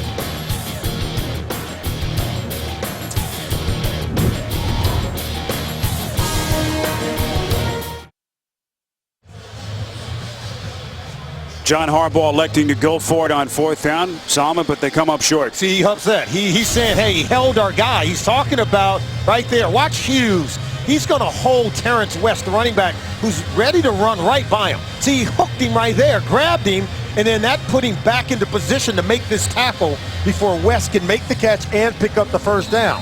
Had he not hooked him and grabbed him right in front of the coach, John Harbaugh, West would have made the catch for a 1st down. I think it was a good decision. I thought it was well executed. I think Hughes got away with the hold on that play. So final 36 seconds of the quarter. Here's Taylor. On 1st and 10, off-balance throw over the head. Wasn't even close. Nick O'Leary, the former 6th-round pick out of Florida State. And Taylor upset with himself. Yeah, he is upset with himself, but he stepped into this one. See right there, settle down, make the throw. He got bent over backwards by Williams on that play. We've seen Tyrod Taylor, while under pressure, throw a few high balls. That's not customary for him. We talked about his poise entering in today's game. And, you know, he said he looked forward to coming back and playing against his old teammates one day. He's finding it tough here at M&T Bank Stadium. Taylor, the former 6th-round pick of the Ravens in 2011. 4 years as their backup. Hands off here to LaShawn McCoy. Takes a hard wallop by Eric Weddle, the safety, coming up. A pickup of 2. Just when you think that Shady McCoy is going to run it up inside, oh no. He's going to bounce it to get back to the outside where he thinks his speed can get him even more yards. That time Eric Weddle was able to shut him down. Final seconds come off the clock. End of the 3rd. You're watching the NFL on CBS.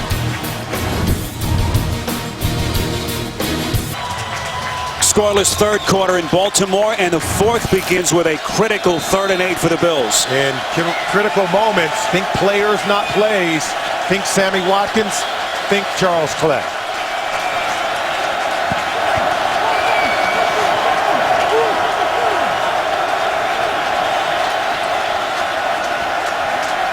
Ravens coming on a blitz. They pick it up, and that pass is caught.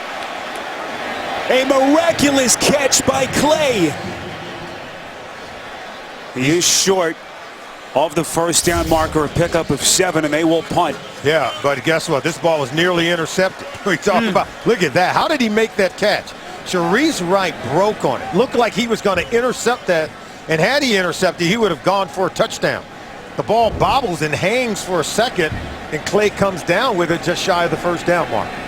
Now you mentioned Clay. Taylor certainly looking in his direction. With the big tight end a little bit short after an incredible catch off the deflection. Colton Schmidt on to try to pin them deep.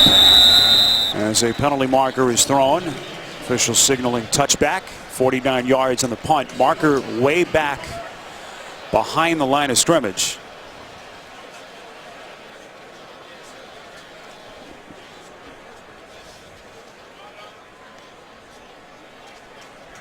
Other thing to keep in mind, Bills had to use a timeout early. We'll see if that comes back to bite them in a tight game late. Holding, kicking team number 65. The result of the play is a touchback. That 10-yard penalty will be administered from the 20-yard line to the 30. 1st down, Baltimore. Timeout. 3rd special teams penalty on the day by the Bills. Garrison Sanborn, the culprit. Well, downtown at the Baltimore World Trade Center is the 9/11 Memorial of Maryland, commemorating the 15th anniversary of the attacks, and 3 artifacts commemorating the 3 sites. Of course, the World Trade Center in New York, the Pentagon, and Flight 93 that went down in Pennsylvania. Heavy hearts here and certainly throughout the United States. It was an emotional ceremony, and all the talk about the anthem being protested this week. You understand that the Seattle Seahawks did a team protest, well, getting ready to do on before their game. Just trying to add a little wrinkle to the national narrative there. A pass for Steve Smith is incomplete. And right now, Salman, both quarterbacks starting to struggle again. Well, the defenses are making it tough on the opposing quarterback, and as good as Flacco was early in the ball game, this Buffalo defense starting to get at him a little bit, and the coverage is getting even tighter. Ron Darby providing excellent coverage, nearly intercepted him and almost had himself a pick 6.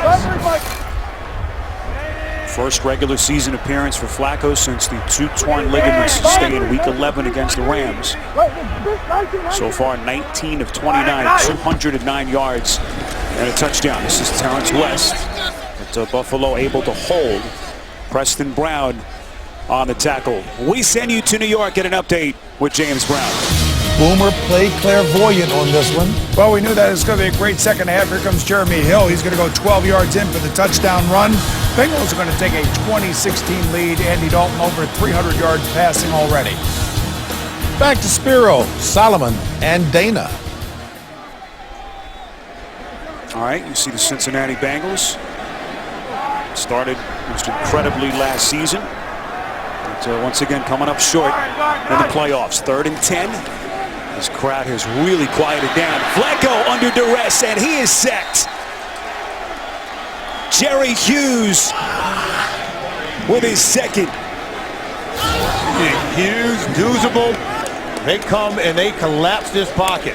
And where Flacco is normally really nifty with his footwork in terms of his mobility to elude the pass rush, all he can do is eat that one there. Jerry Hughes has been on fire here in the second half. Bills had the largest decrease in sacks between 2014 and 15. It went from 54 to just 21 last year. They've got a couple of big ones today. Fair catch signaled by Bush. As you see Flacco wrapped up by that Buffalo defense.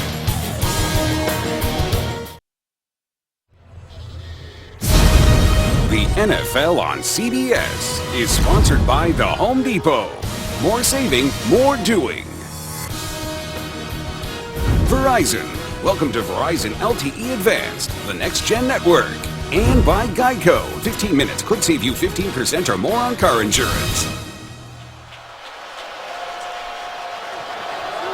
Back with you from M&T Bank Stadium, Tyrod Taylor and his offense back onto the field. Buffalo 2 timeouts. They're down 3. We mentioned some of Taylor's struggles, Solomon, but he's been roughed up so far this afternoon. It has been a physical game on Tyrod Taylor's return to Baltimore. He has been hit, hurried, and harassed. He's getting the jersey dirty, plenty of grass stains, and he's going to have to get the whirlpool tomorrow because he's feeling it. Look at that, 19 dropbacks. He's been on the ground aplenty. Hey, drag right, drag right. 2nd and 7. Taylor again escaping from the sack. He'll throw it across his body, far side of the field. It falls incomplete. Pressure was coming from Zadarius Smith. Very hard to do, throw that ball as you're running to your left. Throw it back to your right, but he did have Sammy Watkins. Look on this throw right there. He's hit going out of bounds, but he had Sammy Watkins just beyond that first down marker and missed him. Great effort. So Taylor now 14 for 20, only 102 yards passing as we play early in the 4th. Both defenses are putting up a fight. Now watch the Baltimore Ravens. They'll roll coverage over the top of Sammy Watkins. That's why the Bills are finding it tough to get Watkins down the field against one-on-one coverage. And now the Bills elect to take their 2nd timeout. So they're down to 1 here in a 1-score game with still 12 and change remaining. Obviously feel like this is a big enough spot where they need some extra seconds to talk strategy. Coming up Saturday, it's the best game from the best conference with the SEC on CBS. Calvin Ridley and the Crimson Tide taking on Chad Kelly and the Rebels of Ole Miss. The fun begins with college football today.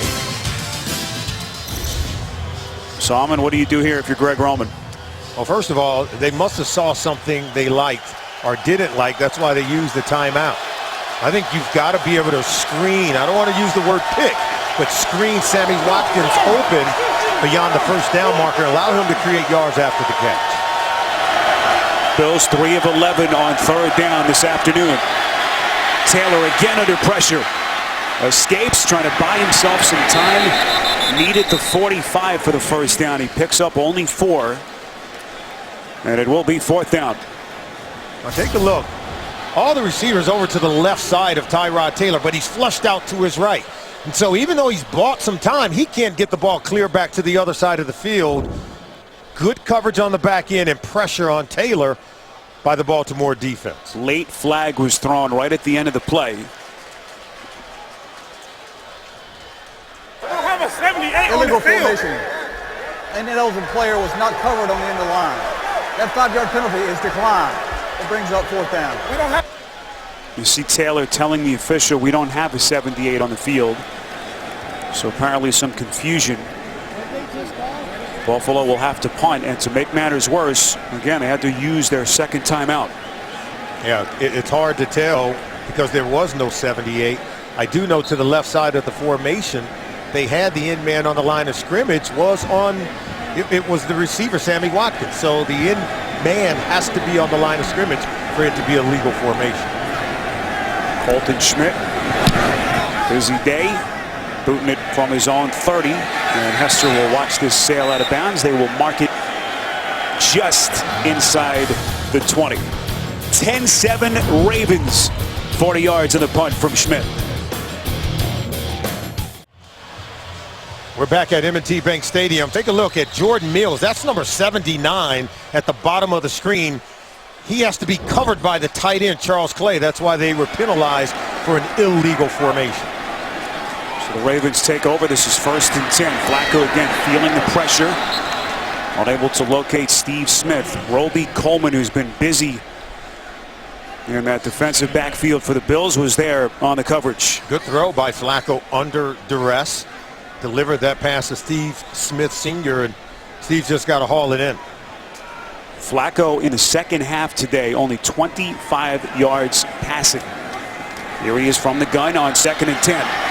Off-balance throw over the middle. This is Chris Moore, the rookie. Brought down from the back by Darby. First down on the catch and run as they pick up 13 yards. Everyone was talking about Chris Moore, the rookie receiver, number 10. He's got speed. He's got excellent pair of hands. Had a tremendous training camp making plays like this.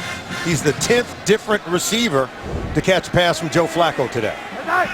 Now, John Harbaugh told us don't sleep on this kid, the 4th-round pick out of Cincinnati. With by far his biggest contribution so far in his NFL debut. That's Forsett. And we remind you that coming up is the Subway postgame show. We'll send you to New York. JB, Tony, Bart Boomer, and Coach Cowher standing by with all the latest scores and highlights. Busy opening Sunday in this 2016 season. The Subway postgame show coming up next. Spiro Vetus, Solomon Wilcox, Dana Jacobson, our entire CBS crew. This is 2nd and 6. Mike Wallace, a big 66-yard touchdown reception in the first half.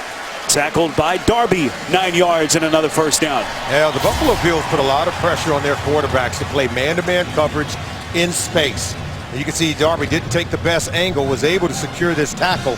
But whenever the Bills want to come after Joe Flacco, that means the cornerbacks have to hold up in man-to-man coverage. Wallace on his 4th team in the last 4 years, 8th season in the league. Talked about how similar the structure is here to what he had, Solomon, in Pittsburgh with the Steelers, where he spent the first 4 years of his career. And so what a target he could turn out to be for this offense. Yeah, he talks about structure in terms of consistency with the general manager, Ozzie Newsome, consistency with the head coach, John Harbaugh, and now consistency within the same system as they come back with the same offensive coordinator for the 2nd year in a row for quite some time. That being Mark Trestman. This is Flacco, 2nd and 8. Off the seam, and he completes. Dennis Pitta with a first down catch. 27 yards from Flacco. What a throw by Flacco, and you to watch. Here's Pitta right here. He's going to come into that soft area, but watch him adjust to this ball. He's covered well pressed by Zach Brown, the linebacker, and Flacco trusted him by throwing it behind him. Forsett brought down minimal pickup. Well, we know Pitta tried to make that, I beg your pardon, that was Terrence West. Pitta tried to make that comeback last season, practiced with the team for about 3 weeks, but turned out to not be activated. And there's obviously a need for him now with that loss of Benjamin Watson. Well, that was a great play. That's just really great chemistry between the quarterback and the intended receiver, Dennis Pitta. His adjustment on that ball is what made the play successful. 2nd and 8. Just outside the 20. Play action from Flacco. Slinging it far side end zone, intended for Wallace. And it falls incomplete. Coverage on the play by Darby. I've seen Joe now throw a few of these passes here in the second half flat-footed. He normally is up on his toes with a good bounce. Remember, he had that knee injury, and most of the offseason, as we take a look at Mark Trestman, the offensive coordinator for the Baltimore Ravens, it was about working on the mechanics of Joe Flacco. Now, the pass he completed to Pittle over the middle, he was also flat-footed on that one and threw it very well. The problem is when you're flat-footed as a quarterback, the accuracy is not going to be consistent. Flacco on 3rd and 8. Pocket collapses. Flacco hit on the release, and that kind of squirted out of his hand and falls incomplete. At the time it was Leger Duzable spearheading the pressure, and Rex's defense able to get off the field with Baltimore's drive stalling and the field goal unit onto the field. What I've noticed is Joe Flacco is very reluctant to get out of the pocket and try to create anything with his legs. He's coming off that rehabbed knee where he had season-ending knee surgery 1 year ago. He's content to just hang in the pocket and try to allow his receivers to get open. And now that takes a lot of courage, but the old Joe Flacco would use it for good. Well, maybe still doesn't trust it yet. Certainly understandable. 45-yard field goal by Justin Tucker is good as the Ravens extend their lead to 6 on CBS. And now flag is thrown towards the end of the play. Second time we've had one of these on a long kick. So 7:38 to play. We expected this one to be tight, and it has certainly been that.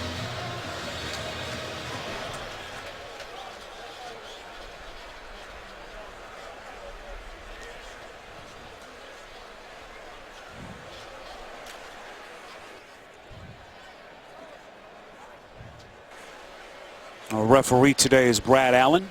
You see Harbaugh getting an explanation.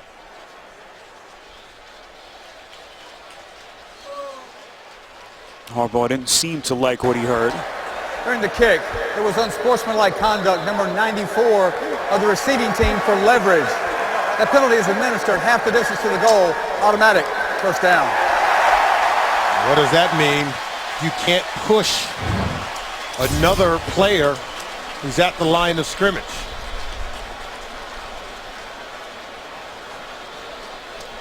There we see 94 there. I guess they're saying he's jumped on top of Lewis to try to leverage himself up to block the kick. It was Jarrell Worthy, the man penalized, and that is the 4th special teams penalty against Buffalo. Just incredible. One of the major storylines that hampered this team last season. And that's the equivalent of maybe jumping on one of the offensive linemen as they're in their stance to try to propel yourself up in the air to block the kick. It was one of the points of emphasis. That's right. By the officials this offseason. Many of the teams were taught and told that it was illegal. Have to know better in that situation. Now the players see those officiating videos, the points of emphasis made very clear. They just have to know better. And a critical penalty here, and a rather lengthy delay as the officials try to sort through it all. It's a critical mistake because you give the Ravens a new set of down. This is essentially like a turnover. It's like a turnover. When you have penalties, you provide second chance opportunities for the Baltimore Ravens, but you can see, look, 4 first downs as a result of penalties by Buffalo. Maybe they're trying to figure out. Any idea what they're? I think they're trying to figure out where they're going to Ball put the be ball. placed at the 13-yard line. Automatic first down. We're going on the snap. They figured it out. So fresh set of downs for the Ravens. They take the 3 points off the board, 10-7. And just a crusher of a penalty against Buffalo.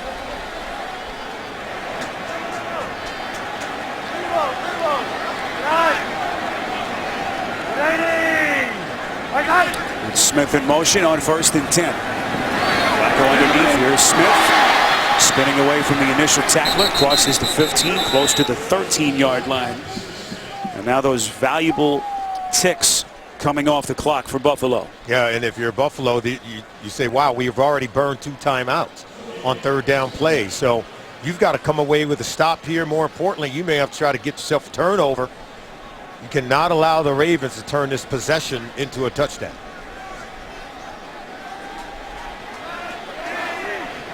Buffalo had to burn a timeout early on in the third quarter on a 3rd and 16 play. Used one midway of this quarter, but around the 12-minute mark, and now down to just one precious timeout as we move inside of 6 minutes. That was Terrence West on a minimal pickup to set up 3rd down. And just to go back to your point, Spiro, both timeouts were used on 3rd down plays. And it was really just to try to figure out what was going on. That's what happens sometimes, and we talked about it at the top. Week 1 reveals all in terms of your process, in terms of your communication, and they had to burn timeouts on 3rd down plays because of poor communication. Can they get off the field here? 3rd and 7. Flacco wrapped up, sacked. You can see it there. Flacco very reluctant to run. Doozable, Alexander hemmed him in. And right now Rex Ryan saying, let's go after him, because he knows Joe Flacco. He coached here for 10 seasons in Baltimore. Flacco was once a very mobile quarterback, and coming off that season-ending knee injury, you can see he's very reluctant. He's just going to eat it, try to preserve their opportunity to kick a field goal. Now Lorenzo Alexander, the 10th-year man out of Cal, surprise starter. Manny Lawson was expected to be one of their starters at linebacker. Surprise cut about a week ago, and that set the stage for Alexander. 37-yard field goal makes it a 6-point Ravens lead.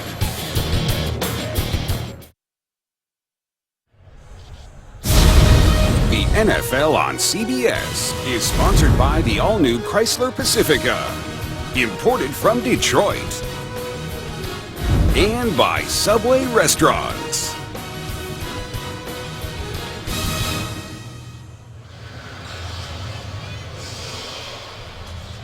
(13-7) Ravens in front with under 6 minutes to play. Opening Sunday of this new NFL season. Joe Flacco is back. That doesn't mean he's all the way back. Doesn't seem to have the mobility that we've seen from him. That devastating knee injury that he sustained last November. He's able to tack on 3 points with that Tucker field goal. As O'Leary runs it out of bounds, a return of 12. Your weekend starts here Thursday. The Jets getting right back to work to take on these Buffalo Bills in Orchard Park. Rex Ryan against his other former team. Thursday Night Football on CBS and NFL Network. So Solomon, here we go. Buffalo, that vaunted running game last year.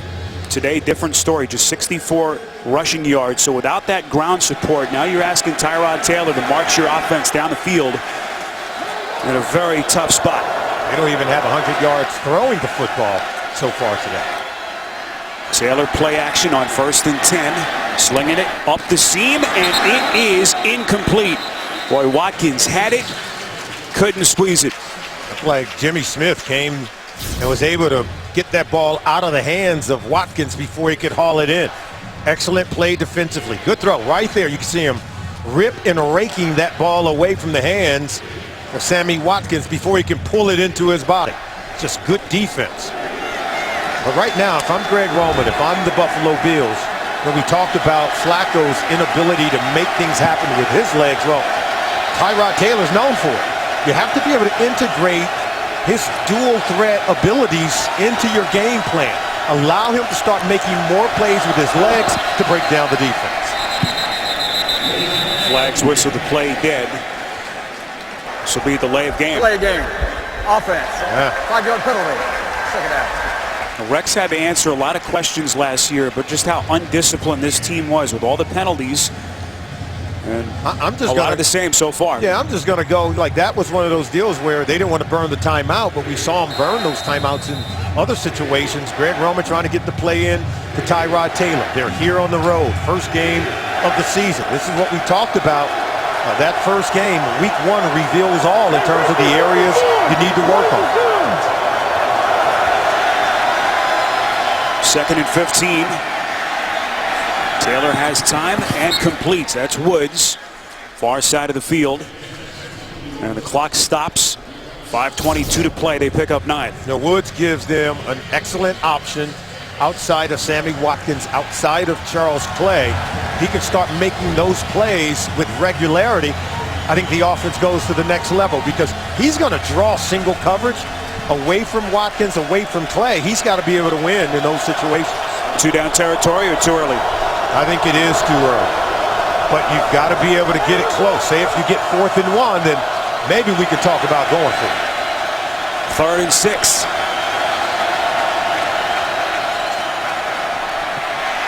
Taylor, flag thrown. Taylor dragged down from the back. Terrell Suggs among the defenders getting to Taylor. Also Zachary Orr. And what is the call here? Holding. Offense, number 70. A penalty decline. 4th down. That's Eric Wood, their Pro Bowl center. Oh, this Ravens defense, Dean Pease, the coordinator, he's got them dialed up. Take a look. That's Zach Orr getting initial penetration. Suggs coming in, then Timmy Jernigan. And they're swarming. This is Ravens defense like what we've known it to be. They've got their stars back, and they've got their swagger back as well. What a moment for Suggs coming back from that second devastating Achilles injury nearly a year ago to the day. Talked about the extra emotions going up against Rex Ryan, who he says was like a father figure to him here. He says Hester's going to play it on a bounce, just out past his own 40. Hester going backwards. So that decision backfires. Hester loses 8. Nice coverage by Corey Graham on the tackle in a 6-point game. Week 1 continues later today on Fox. Then tonight, Sunday Night Football on NBC. Double dip tomorrow on ESPN. First Pittsburgh and Washington, and Rams Niners in the nightcap at 10:20 Eastern Time. So much pressure on Rex Ryan and his staff. Got a short week coming up. Home for the Jets on Thursday, and that puts even more importance on this one. Tyrod Taylor, helpless bystander at the moment. This defense needing to get off the field. West wrapped up by Lorenzo Alexander, who converged on a sack on the last defensive possession. You know, Mark Trestman, Harbaugh, they want to be able to run the football, and they want to do it with 2 tight end formations. Crockett Gilmore, Dennis Pitta. Unfortunately, they're not the best blockers at the tight end position, so they're not able to get off the ball. That time they were knocked back in the run game. You saw the close games that the Ravens were involved in last year, even in a year in which they lost 11 games. They're very competitive. This is Mike Wallace on the end around, very close to a first down. That's one way to run it. Wallace using that speed to get to the edge of the defense, and they got him going one way and reverse the field with Wallace coming back the other way.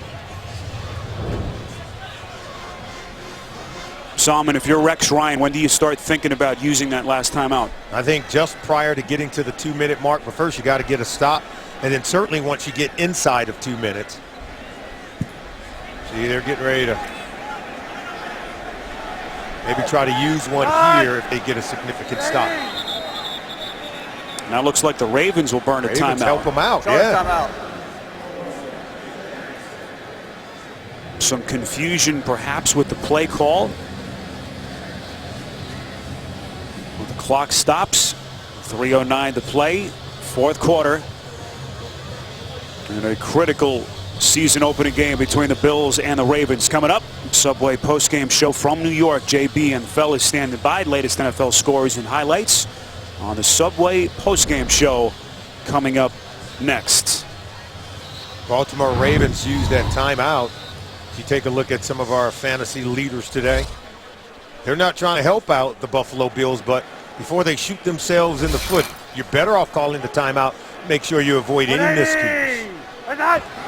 1st and 10 after the timeout. Ravens keep it on the ground. This is West across the 45, close to the 47-yard line.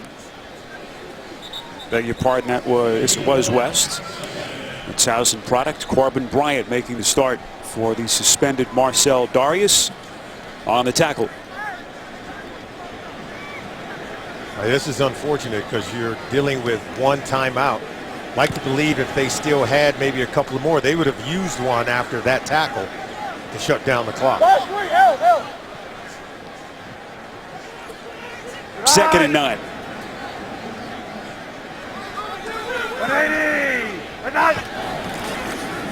Flacco, little pitch. Here's Forsett. Breaks the initial tackle. Forsett close to the marker, and he is right there. No signal yet. 7 yards. What a play by Forsett. This is a back-breaking play, Spiro. 1 minute, you look like you're dead in your own backfield, but he's able to break that tackle. Looks like he's close to the first down marker.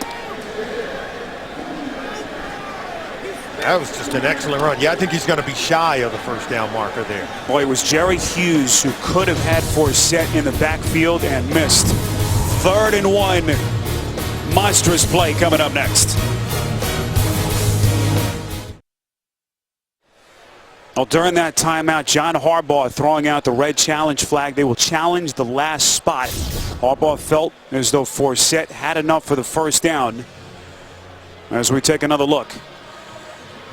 Needed to get just inside the Buffalo 44. Well, they marked it down at the 45, and I think it's a good challenge because it clearly looked like he was beyond the 45-yard line. Look, he's beyond that, at least where the ball is.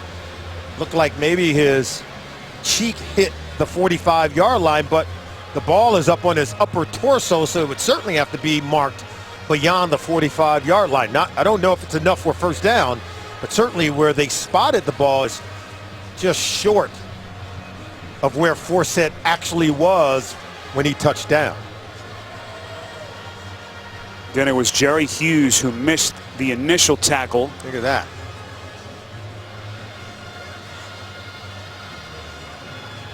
Zach Brown and Kyle Williams combining on the tackle. Again, keep in mind, the call is the most important thing here. They say he was short, so now they need conclusive video evidence to overturn. And I'm just not sure they have it. Or at least enough evidence to respot the ball. And I think we do have enough evidence to see that he's beyond the 45-yard line, okay, when he goes down. And they came back and spotted it at the 45. So I think we have enough evidence to show that they did spot the ball short of where Forsett really was. Well, was it enough for the first down? That's what the officials determine here. We know that Brad Allen is in communication with the command center, the officiating command center in New York. Dean Blandino, the head of officials. So they are able to communicate right now and kind of walk their way and talk their way through this. Looks like Rex Ryan is going to use his final timeout as well. Yeah, this is a big call. Game on the line. If they get a new set of downs, of course. First down, that would be huge. Once again, our referee, Brad Allen, as we await the call. During the timeout, there was a challenge by Baltimore. After reviewing the play, the ball will be placed at the 44.5-yard line. It will be 3rd down. Baltimore is charged their timeout and a challenge. 3rd down. So we were right. They moved the ball beyond where they had marked it at the 45-yard line, but just shy of the first down marker. They said, okay, we get your point. We did mark it short of where we should have, but we're not giving you the first down on that one. Because I agree with you, Spiro. I think it was inconclusive if he had enough to pick up the first down from what we saw on the video. And with that, it all comes down to this play. Baltimore gets one more first down. It's just about over. As Rex's defense, a team that heard all the criticism and unit last season, needs one stop right here. Probably won't see a quarterback sneak, not with that knee of Flacco. 3rd and short. On the ground, they've got it. It's West. He wasn't touched. Or was he? It's still enough for the first down, and that should be it. They'll still have that one timeout in their back pocket. Yeah, they'll get a chance like to stop the player. clock. They'll get a chance to stop the clock. But only once. Let's see if he was touched down. Came through the trash. There he is, there he is. Okay, yeah, knee down right there. Then he hopped back up. Injured Bill player, just hard to see from our vantage point. As you see the trainers crouched around him. You know, when West went down there, we didn't hear a whistle. He went down, he got back up. The officials never blew the whistle. That's Jarrell Worthy, a third-year defensive end out of Michigan State. Bills only dressed 5 defensive linemen today. We know that Marcel Darius is suspended. Will not be eligible to return until early October. And a game that the Bills will play out in LA against the Rams.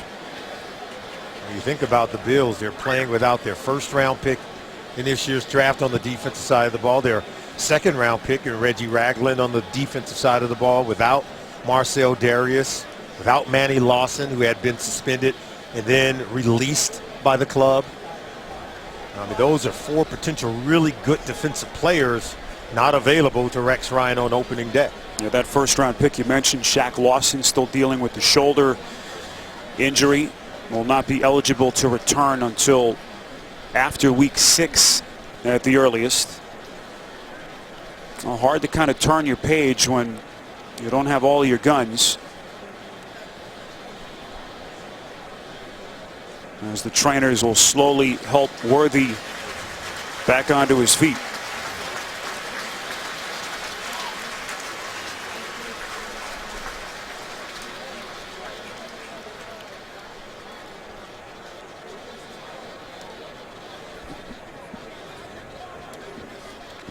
So Buffalo did take a timeout as they are charged their final timeout. Worthy will very slowly walk to the sideline. So now Rex unable to stop the clock with 1:48 remaining, and the Ravens up by 6. You know, Rex Ryan, we talked to him about it. He knew it was going to be a tough task coming in here to try to win on opening day at M&T Bank Stadium.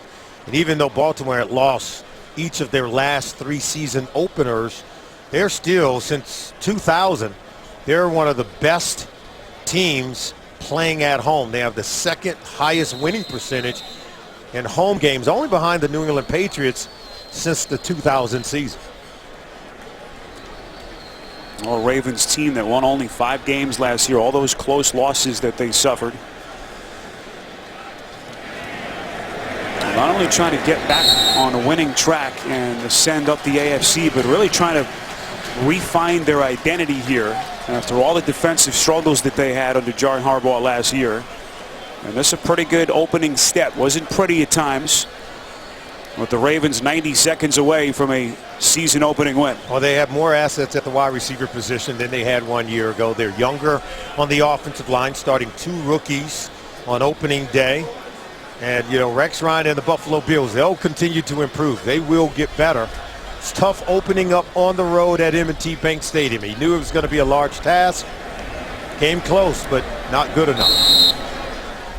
The Ravens held the Bills to 160 total yards of offense this afternoon. And if that's not a pretty good statement from your defense on opening day, I don't know what is. Well, you can't say enough about the job Joe Flacco did with the offense as well. Over 300 yards total offense against Rex and Rob Ryan's defense. That's doing something. And he was less than 100%, as we talked about, coming off that knee injury, but did more than enough to help his team come away with a win. Ravens head to Cleveland next week, and a short work week for the Bills as they host the Jets on Thursday night, a game you can see on CBS and NFL Network. You see first opening weekend victory for Harbaugh's Ravens since 2012, which turned out to be a pretty good year here in Baltimore.